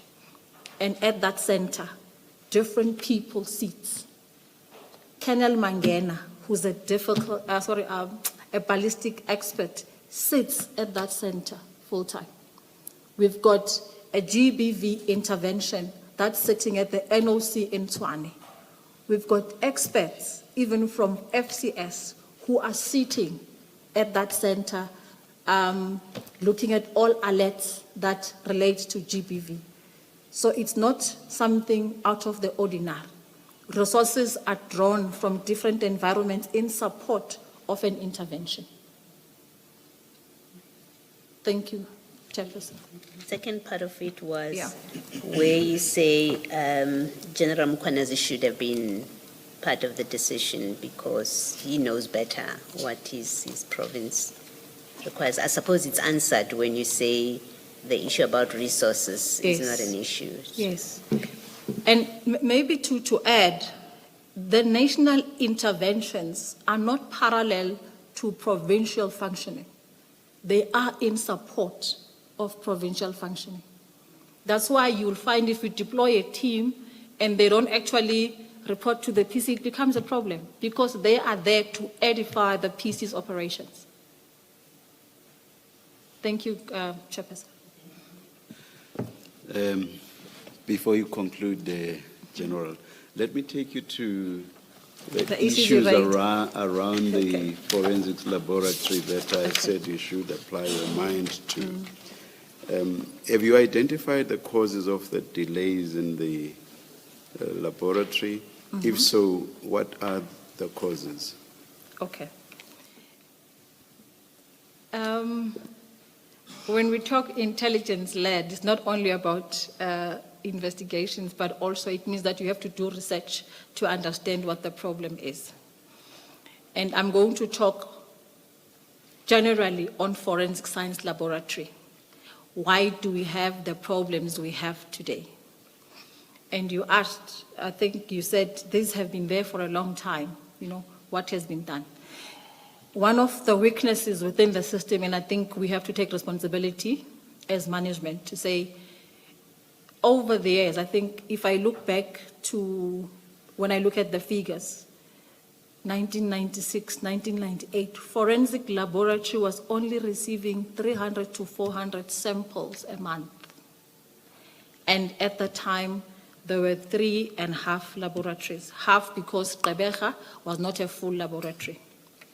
But as the years progressed, there was no strategy to actually expand because there was more crime committed, and I think it actually flooded the laboratories with more samples, whether it's DNA, whether it's chemistry, whether it's ballistics.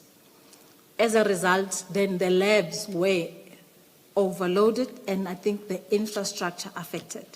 And it didn't help that these machines were used to maybe processing less samples. Now you've got an overload. So again, we didn't have, when I say we, I'm actually putting myself in because even if I can't say I was not there, it's all our responsibility.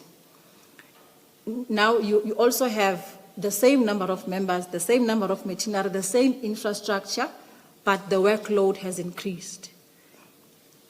So having realized that problem, and I think also it would affect the output, because we normally say that for your routine cases that are just, easy cases, you take 35 days to conclude them.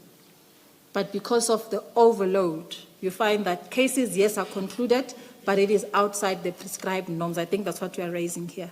Then that also leads to delays. Please hold your thought and don't forget what you are going to say next. But for me, just to have a clearer picture in my mind, can you relate the increase or compare the increase to the 300 cases around 1996? I will give an example that for the 2 quarters of this financial year, the workload of the laboratory was around 400,000. And that is an increase again from last year, where we closed the year, I think it's about 784. And remember, every week, all the 9 provinces conduct high-density operations. And from that also, we get more forensic material for testing. For all the convicts of, I think, Schedule 5, all of them have to have their buccal samples taken. That again, in terms of your DNA research or intelligence, you get more samples.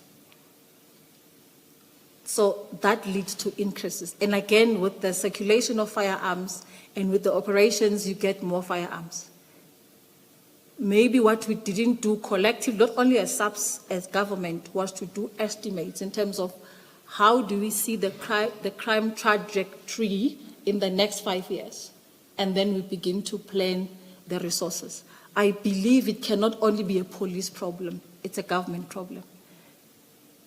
So in the short term, what we have done, like I said earlier, in the partnership with BAXA, is we were looking at expanding the forensic science laboratory. I'm going to come, as you will remember from what I asked you earlier. Yes. I'm going to come to the solutions that you are suggesting. You were in the middle of going on with the delays and the causes, and I said, please hold your thoughts. Do you want to continue with that? Yeah. So I think the delays would really be in terms of capacity, which we are addressing, because the initial commissioner, I think out of the 10,000 that we have received, he has given 4,000 to the division. And I think all the environments within forensic, not just forensic science laboratory, are getting numbers. For example, General Mangale from criminal records and crime scene management is getting at least 600 from that number. General Mulaudzi is getting 75. CI is getting 300. So there is a conscious effort to capacitate. However, at times it's like water in a drought, because as members are recruited, others leave. General Nkua was informing us, I think, day before yesterday, that 900 plus members have applied for voluntary severance package, So, it's good and all to get more numbers, but it's not sustainable. That's why we need to look at other means, and I think technology plays a role of how do we leverage on what we have to improve productivity. Because the issue of human capacity, we will never sustain it for budget, but also for attrition. Then my other question is the delays have been there for quite a while, and why were they allowed to exist for as long as they did? You had begun to respond to that when I stopped you and asked you to continue with the causes of the delays. And addressing this question, that is, why have the delays existed for as long as they have?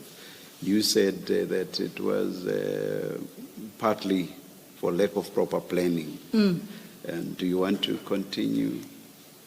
In response, Chairperson, I would say that we we sanctioned our risk environment to do a business continuity study. That was, I think it was done, concluded, and I can highlight areas that were listed as problems. I think it's the issue of capacity, it's the issue of equipment, the infrastructure, and sometimes it's beyond subs. It will be public works, like for example, not having, like during the rain, there will be floods, sometimes there's no water, So I think in response, and maybe this is where the solutions come in, because as management, that's basically our role, to say then how do we address those? One of those is partnerships. In terms of cases that actually are placed on the roll and there is no forensic material, we have a partnership with the NPA where those cases are prioritized. That's one, and I think we've got figures. If my memory serves me well, a total of 42,212s were submitted either last year or actually the first 2 quarters. So we do push because that's the only thing we can do for now. But also we make sure that our members work over and above the normal working hours just to cover the shortfalls. We need to move into a space where we think sustainable solutions, hence our partnership with Business Against Crime. That's really coming to the party to assist us redefine the service delivery value chain for the police. We can only do so through partnership, In terms of the figures, I actually made a request to the evidence leader that whilst acknowledging that we have got problems, but I think we could submit to the Commission a written report of the state of forensic science laboratories and maybe see if also this can help garner resources for the environment. By when do you think you would be able to do that? Would Friday next week be too soon? We can try and push, Commissioner. We can work around the clock. I'm sure it's something that already we have compiled. We did compile your business case analysis, so it won't be starting from scratch, but it will be building on what we already have based on the testimony that was presented to this commission. Let me take you back to human resources. Yes. You said you have problems there because some members will, as you try to fill posts, other members are leaving. Are leaving, yes. And how do you think that can be addressed? Or should we leave that? Should we leave that for the report as well? Not really. Yes. Maybe it's something that I can just talk about because I think it's necessary. You cannot stop members from leaving, but you can encourage them to stay. And I must be honest with you, in the current of state that we are in, I'm not sure how many will be willing to stay. However, we do receive a lot of a request for extension. We do receive a lot of people who want to come back on contract. So we are encouraging that, but at the same time, maybe we need to look at also our recruitment to retirement strategy. How do we even retain those who are there to avoid the issue of early departure that also affects our resources? Officer Mkabela is here, Brigadier? Brigadier Mkabela, Brigadier, yes. Thank you. From his evidence, we got to know that there's the Abyss System. facility. Yes. And my understanding or our understanding is that this is a very useful / efficient facility. But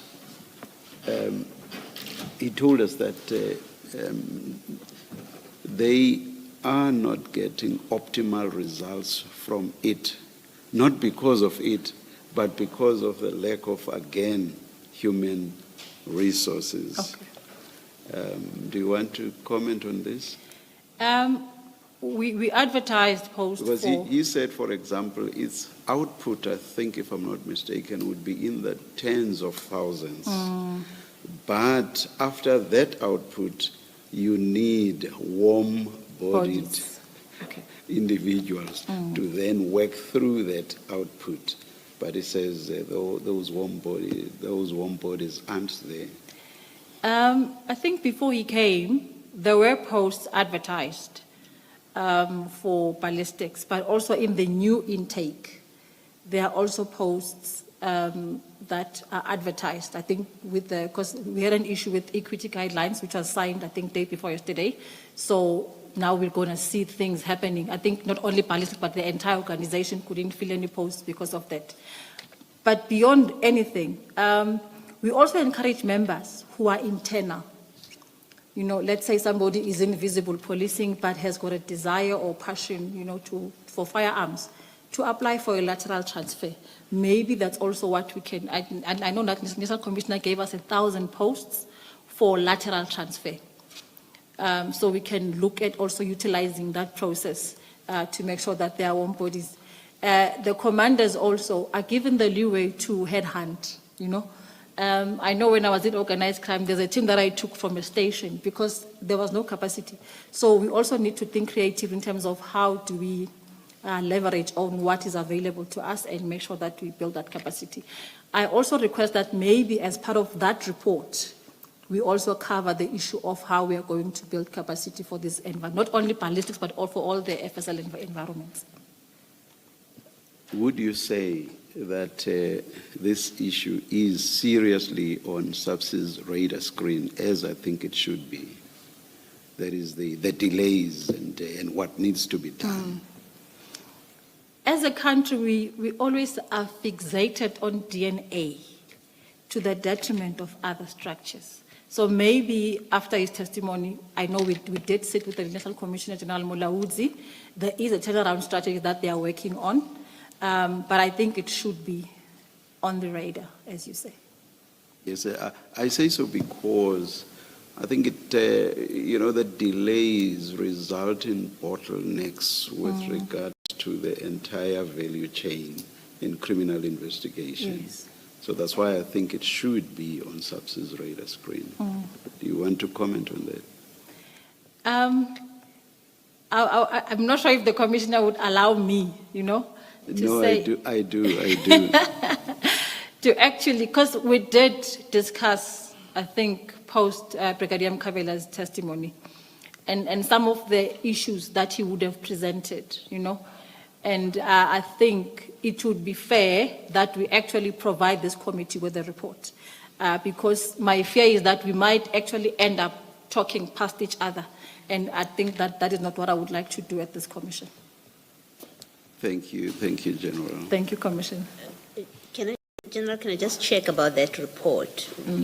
Having discussed Brigadier Mkhabela's evidence, will that report be as specific or particularized as to include addressing the issues, specific issues that he raised as matters of concern? Yes. So that we know what is SAPS's response to those kind of concerns? Yes, Commissioner. It does that. It Thank will. you. Thank you. And please, I know that Brigadier Mkhabela's testimony focused on ballistics, and we are by no means limiting you to that. Please, that's why when I introduced the subject, I referred to delays in the laboratory. So my focus is not necessarily on ballistics only. Thank you, Commissioner.